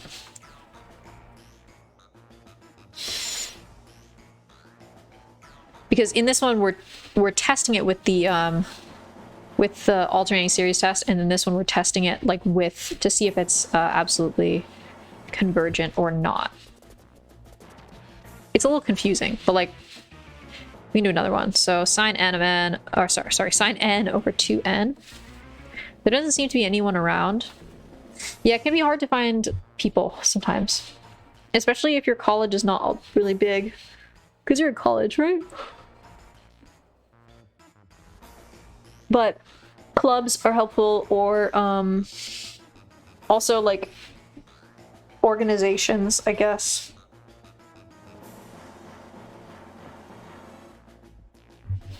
So in this case, we're going to do our little absolute value bars, and this will be 1 over 2n.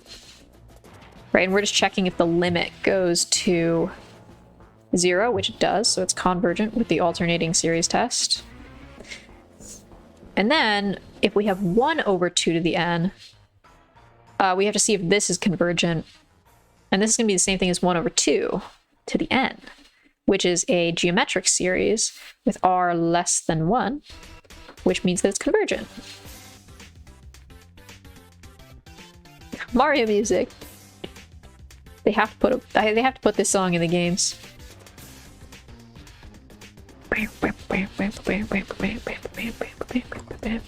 5. Absolutely convergent. AC, baby, just like alternating current. Kidding.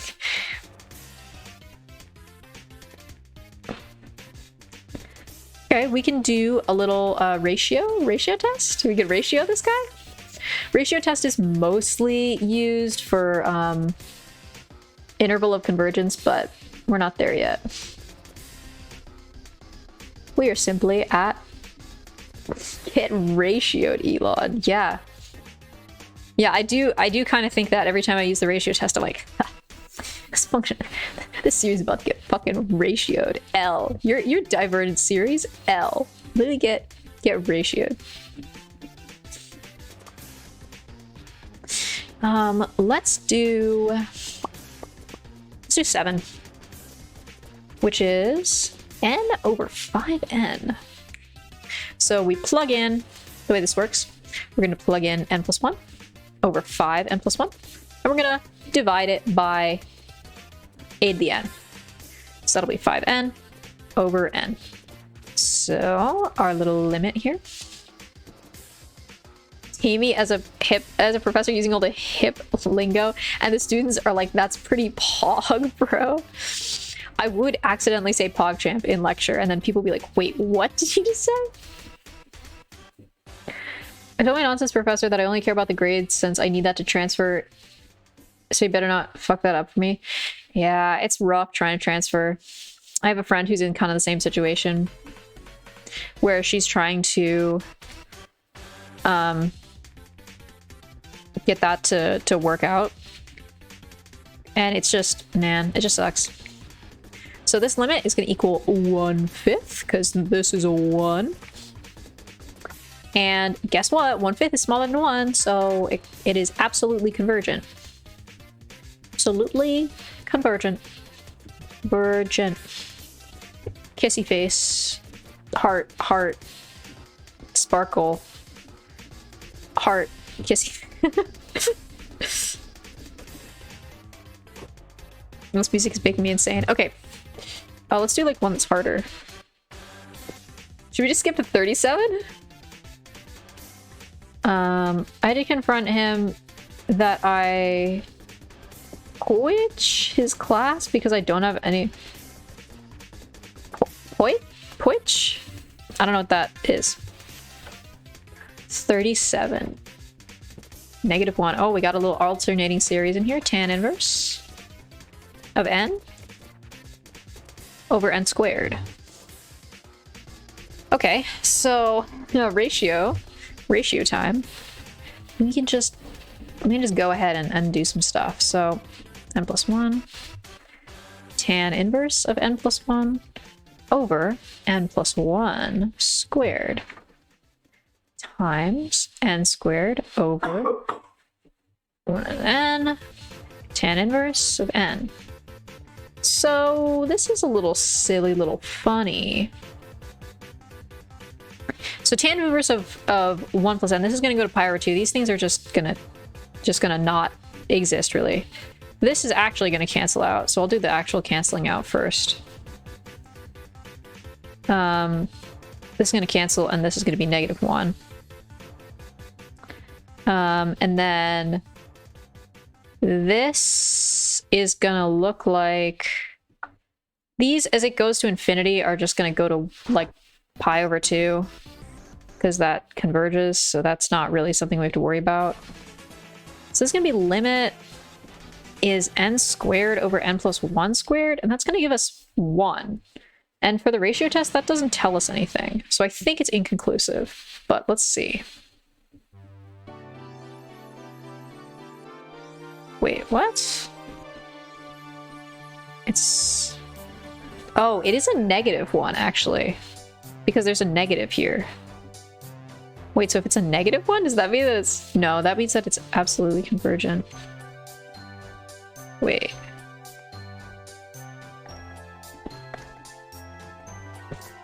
How do you even get that? Wait, how do you even get that that's absolute... What the heck?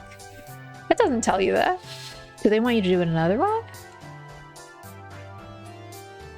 Wow, I really scribbled stuff out here. Let me... That's kind of evil. I normally like doing things in a cleaner way. Bro, I just... Imagine seeing that on your paper. No, just... It's okay. It's okay. Ooh, arithmetic and geometric sequences? Oh. We're just getting started. That's just the start of all this. We're going all the way to power series, baby. We're all the way to power series. We want that good arctan approximation, so we don't have to take a bunch of derivatives. What else do we want? What else is a really good power series? Bessel series? Yeah, okay, buddy. Oh, you're not there. Oh, it's okay, don't worry. We're going through it. We're just taking a little swim in the waters here. I can open your mind's eye to things you haven't even heard of before. You're just a normal 10th grader. Oh, I was just like you, for real. I remember that. Are you in, like, AP? Or are you just doing sequences for, like, fun? No? Oh! Wow. Good class, then. Actually, did I do geometric? Maybe I did geometric at the end of 10th. That was my COVID year. Or, like, really big COVID year, I should say. Yeah, so you're in extended math. Well, if they haven't told you, the reason why we learn series and sequences, because I was always pissed as hell, because I was like, why the hell are we learning this? This is stupid. Is because when you start talking about the sums of sequences, right? If you add all the terms up, we can start making functions out of it. And we can turn a function like something a little silly, like sine. We can turn that into a polynomial. We can turn that to a polynomial. And then you don't have to do sine derivatives. You can just represent it as something like 1 plus x squared plus x cubed. Just kind of type beat. Wait, what? COVID year felt so recent? Damn, I feel like a senior citizen now. I'm turning 20 next year. Oh, that's weird for me to say. Unit circle?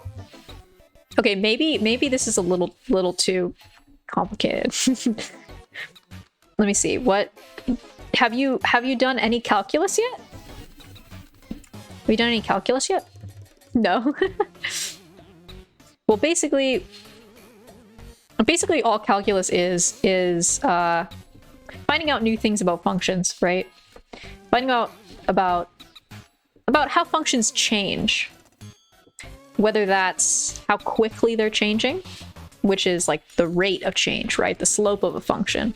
Or maybe how much they've changed over time, which is the area under a function. That's all that calculus is. And when you get to a point where you learn how to do these things, there are formulas that you can like learn about and like, you know, execute. But sometimes they're really annoying for certain types of functions, like things that are periodic. Ain't no way 2007 was that long ago. Basically, what we're doing is making very complicated things less complicated. So when you look at this and you go, what the hell is that thing? We can, no, don't cut the entire layer. We can do a little look-see. So let's do, ugh, I really don't want to do this because I don't know why this is, I don't know why that one's divergent. Don't ask me about that. Let's do one that's a little easier. Let's do 20. No, let's not do 20 because I can't check the answer on 20.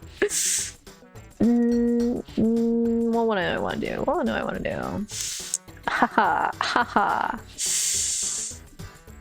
The root test? We're not doing the root test, by the way. All my homies hate the root test.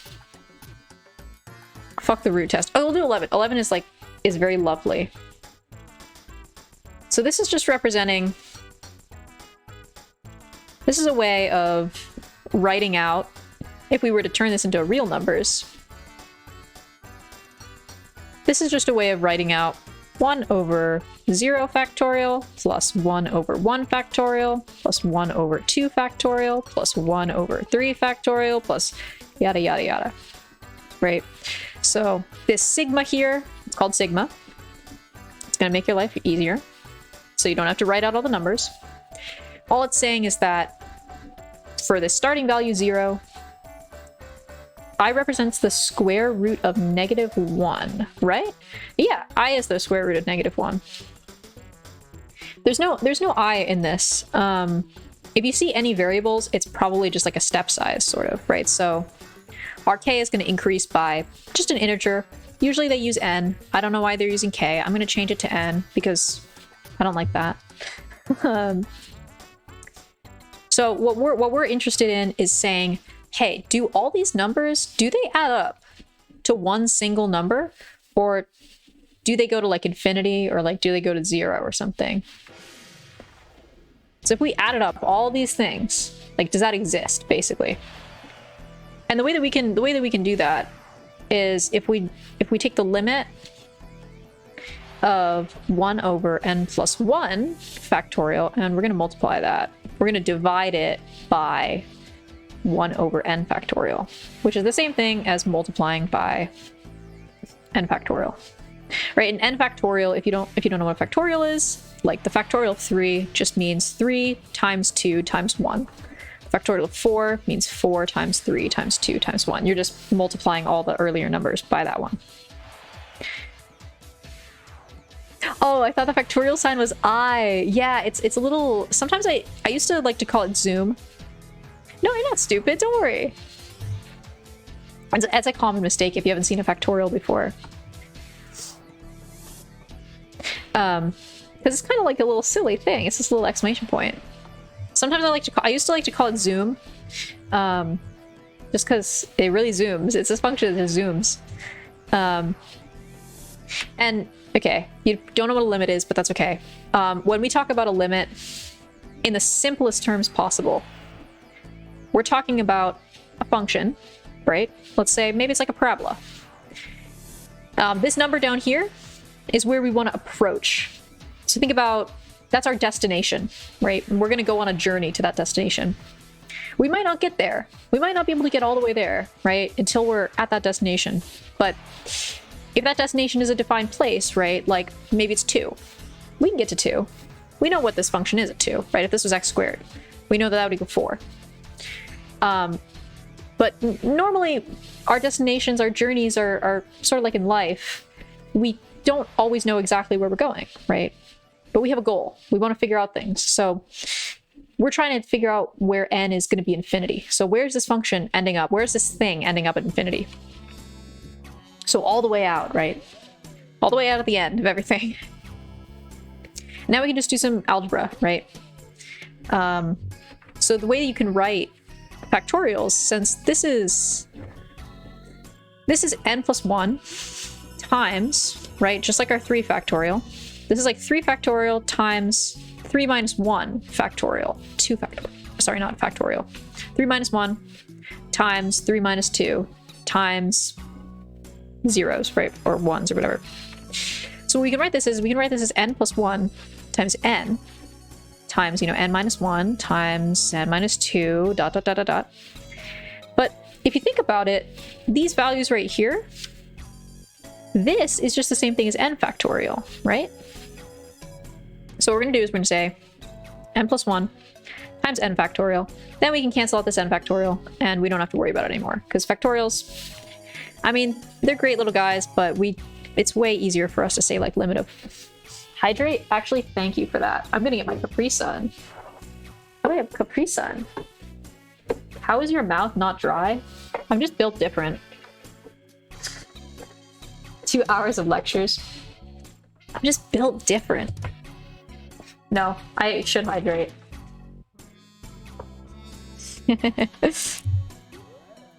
So now we have a limit of 1 over n plus 1, right? And this is kind of great for us because this is something that we know how to deal with. Basically, we have a little guy right here, 1.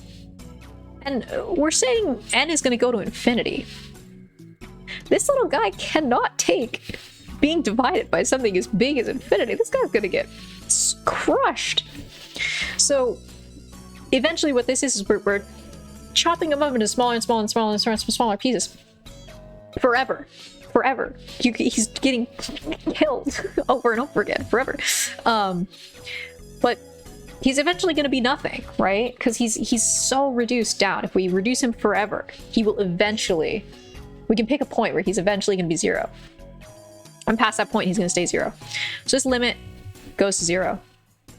And what this tells us is that from this test, right? This is something you can prove. That if this value, if this limit value we get is less than 1, then this series... right, this big addition of numbers that we're doing actually ends up being a single number. We're going to have an answer at the end of the day, right? But we don't know how to find that answer. All we know is that there is an answer. So this is a convergent series.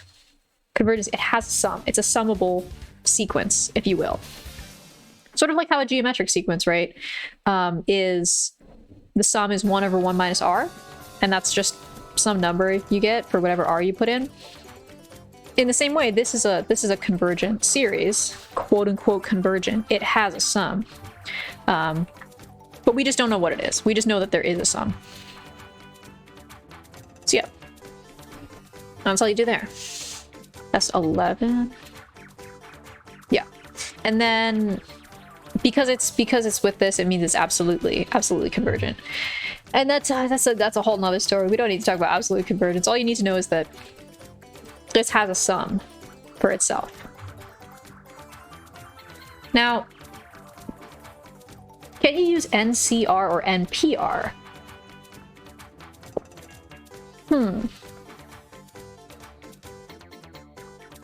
What is that? I do not remember. NCR. I just googled it. It's a digital banking company. Sorry, NCR. Perfect geometric. Oh, permutations and combinatorics.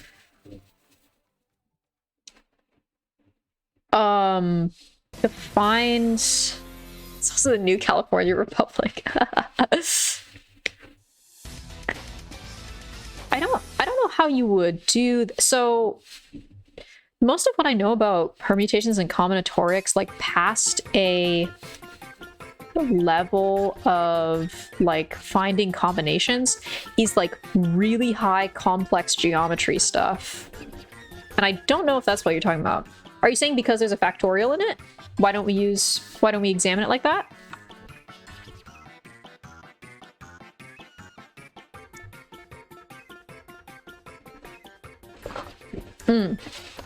Okay.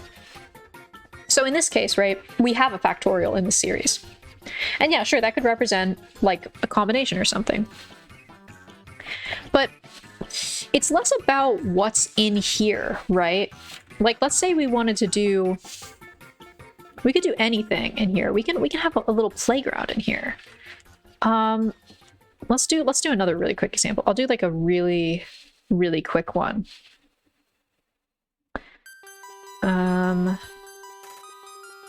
I can do... Sure, let's do 7 like really quick. Just to show like that you can do it with other stuff. So we could have like n over 5 to the n. Like this could be our sequence of numbers. It's just any sequence of numbers, right? So if we write this out, like this would be 1 over 5 to the 1 plus 2 over 5 squared plus 3 over 5 cubed plus blah blah blah blah blah blah blah blah. And if you look at this, right, if you were to plot this out on like a graph, if I were to look at this, actually, I wouldn't be able to tell you, like, if you add up all these numbers to infinity, right, all the way up to like n equals infinity, so that'd be infinity over 5 to the infinity. I wouldn't be able to tell you if you added all this shit up, if that gave you a number or not.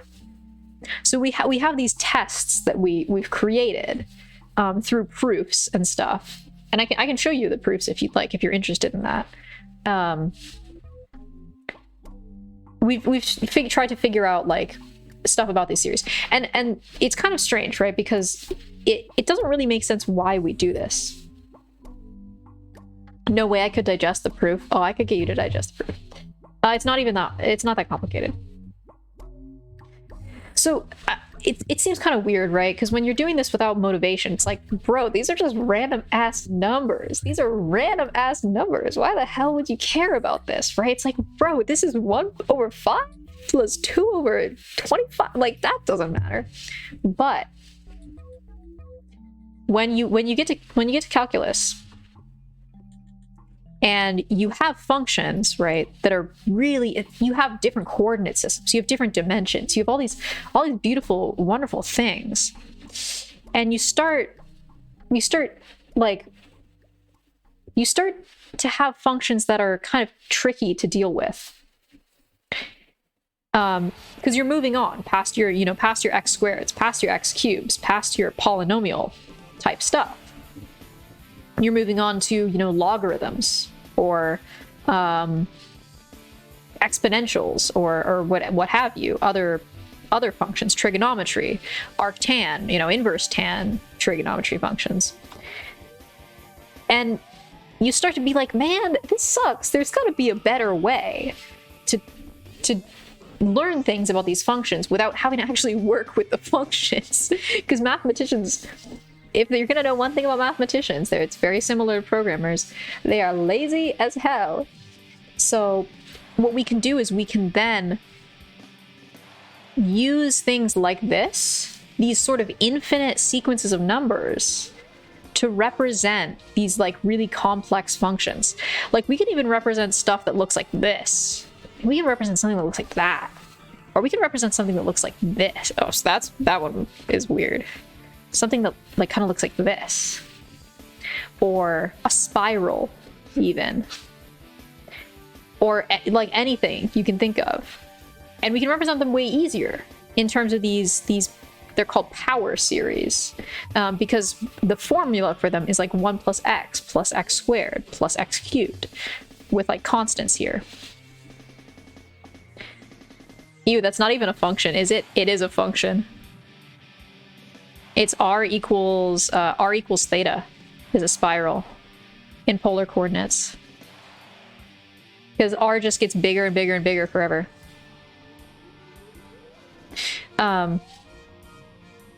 That might be a little overwhelming. Ew, aw, don't be mean to the spiral. He's just a little guy. Although I agree, roses are stupid. I don't like roses because you have to like figure out how many leaves they have. At the end of the day, series are... Can't give you a bundle of roses. Well, in calculus, see, roses look like this, and I don't like them. Or they look like that. Sometimes they can look like that. It's like 11 p.m. where I am. Oh, big time difference. Oh, wait. It's the weekend. Never mind. You don't have school. Go to bed. I usually stream 5 hours from now. Or later. So maybe you can catch me when you wake up some days. It's not a damn rose, it's a daisy. That is so funny. It's exactly what my professor said. He was like, guys, I need to rant to you. He has this like funny little deep voice. He's like, guys, I need to rant to you for a moment. I don't know why they call them roses. They're clearly daisies.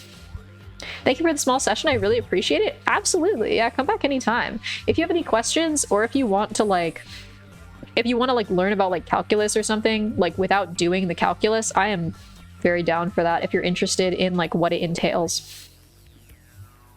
Because you can like understand this stuff without having to like know what an integral is. You don't have to like do that shit. See ya. Okay, let's do a couple more and then I'll probably turn in for the day. Let's at least do some radius of convergence. That would be slay. Oh, this is just a bunch of series for testing convergence or divergence. This is so awesome. This is just free money. This is just free series. It's free real estate. Okay. Let's just power through these. Let's just do a couple of these and then I'll wrap up. Okay. So first things first. Does it go to 0? Is the limit 0? Yes, the limit is 0, right? N cubed is bigger than n squared. Second thing second, what kind of stuff? What kind of stuff would be good to compare this to? I gave it away a little bit. What test can we use? Well, right off the bat, ratio test is probably not going to be that great. Ratio test is probably going to give us 1. Because we got powers and stuff. But what I'm looking at this, and I'm thinking, this kind of is equal to n squared over n cubed when we're at infinity. Because those ones don't matter at all. Which is equal to 1 over n. And you know what? We know that 1 over n is divergent. So what if I do a little limit comparison test here? What if we do a little limit comparison test? So let's try that. Times n over 1. And that means we're going to get, n cubed minus n over n cubed plus 1. The limit of that equals 1. And 1 is not equal to 0 or infinity. Which means that these series are going to do the same thing. So it's going to be divergent by LCT chunk 1. How confusing. What's confusing? This one's kind of cute. I thought it was a little cute. I thought it was a little cute. Just a little. What part's confusing? Okay. trying to like look at this and be like, oh, what do I do here? That is a little confusing, I will say. Most of the time, if you look at something and there's not a factorial in it, okay, this is kind of my checklist. I'm like, okay, is there a -1 to the n? There's not a -1 to the n, so it's not alternating series. Is there a factorial? There's not a factorial, so it's probably not ratio. So it's probably limit comparison. So everything else doesn't matter. Those are like the 3 options that will pull through for you. Because my professor's not going to give us root test things. I'm going to skip root test problems if we see a root test problem. So like for this next one, for 3, oh, we got -1 to the n. Oh no. Oh, -1 to the n. No way. It's almost like, oh, I said that. We got to use the alternating series test there. It's almost like the only thing. I lost all my calc knowledge in the 3 years since Calc 2. It's so true. That is precisely why I am like, I want to do all my math like in a big row. But it's also really funny because I think I've technically, like, so I only have to take up to linear analysis 2, which is like, it's basically linear algebra and differential. And I think that I've actually taken most of that already. Is the funny thing. Because, like, I took linear algebra. Well, my differential is like not good. Also, my multivariable is non-existent. So next quarter will be interesting. We are doing multivariable stuff next quarter. So this one is going to be, we're going to throw those absolute value bars on it. And we're going to just look at the limit. N squared minus 1 over n cubed plus 1. That equals 0. And this is great, because this is convergent. So that means it's convergent. Absolutely. 100%. Wait, no, that's 3. Wait, it's conditionally convergent? Am I lying? Oh, because we compare it to 1 over n. Yeah, so this is convergent, so it's conditionally convergent. I lied.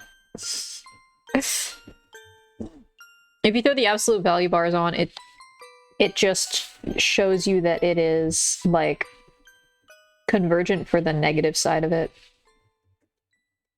Okay, we'll do one more. Then I'll be done.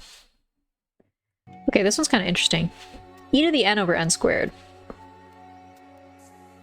This is a spooky little question. So looking at this, I don't like it a lot, because right, I can't automatically just be like, there's a negative or there's an absolute value. So it's probably gonna be limit comparison test, and it might be limit comparison test with something weird. Damn, are you the limit of are you the limit as n goes to infinity of n squared minus 1 over n cubed plus 1? Because I want you to diverge. The limit of that is 0. The limit of that is 0. That converges. When you try to do a pickup line, but you can't get the limit right. Damn, it goes to 0. Just like your chits. Sorry, that was a roast. That was a roast. That was uncalled for.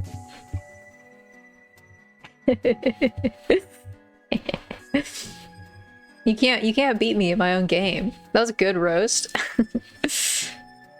Okay, I kind of want to compare this with n and 1 over n squared, because we know this is a p series, is convergent. So let's just try it. Whoa, 1 second.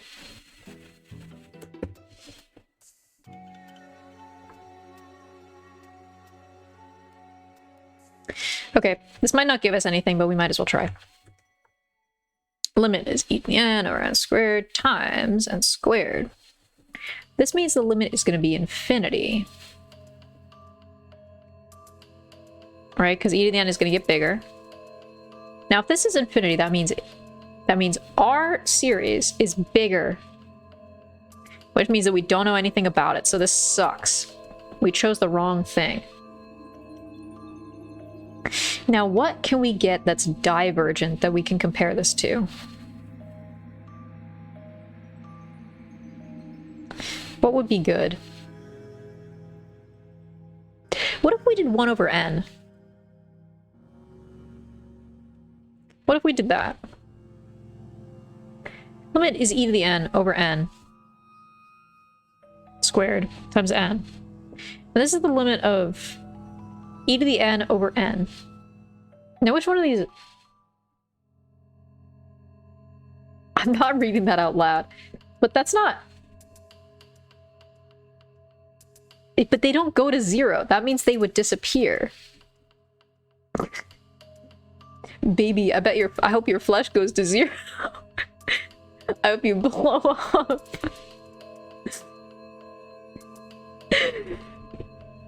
No, it's also like, if you said something like, I bet the series of that, like, I hope the limit of the ANs goes to 0. It's like, it only has a chance of convergence. That doesn't mean that it converges.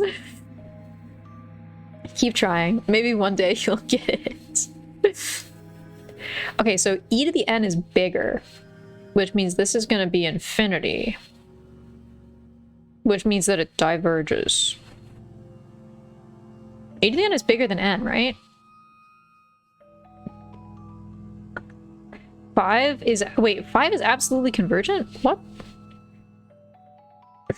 I'm looking at the wrong... You know it's divergent, we're good. This is why I should have remembered calc. My pickup game weak. Oh, get wrecked. That's fine. That was good though. This problem was good. It was a little spooky, a little scary. But yeah, if you try a convergent thing and it doesn't work, then just try to like make it like divergent and see if that works. It's such a little tricky little subject. It's such a little tricky little guy, really, if you think about it. And with that, I think that's gonna kind of wrap up today. I will probably stream calc again before my midterm on Thursday. And also probably do some physics. I think I might do some... yeah, I got a lot of time. Good luck with midterms? Ah, thank you very much. They should be fine. It's just that he might put proofs on it. Smiles. But I'll try and go over proofs because we got through like 6 sections and there's only like 10. So that means we could do 4 and then we could do proofs. But I did some proofs today as well. I did most of the proofs that I've already reviewed today, but I can prove some of the other ones. There's like a big theorem. Oh, Rev. Oh, Rev is here. Oh, I will slip my caprice. Oh, hi, Rev. You showed up just before I ended. Oh my god, how do you have this many channel points? It's not even Friday. What day is it? Saturday. Oh my god. You've been here the whole time? You've just been waiting. Oh my god. I don't have my water bottle image. But just imagine. I'm having a Capri Sun right now.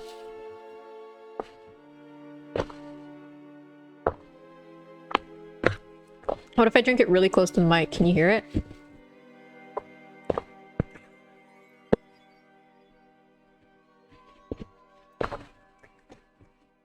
Closer.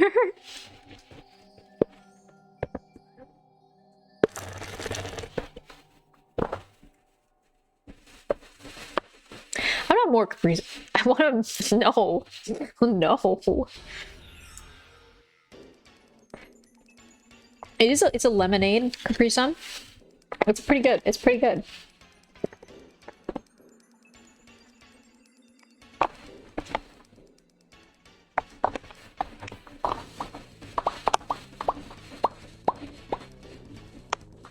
Getting enough of pure water. Yeah, I am. I drink water. I drink water all the time. A little water bottle guy. There aren't a lot of hydrations, and there aren't a lot of places to fill up water bottles on campus, but there's one in my dorm, so.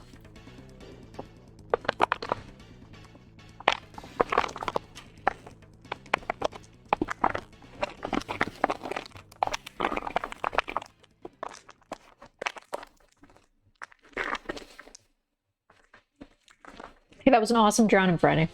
Thank you, everybody. Thank you for hydrating.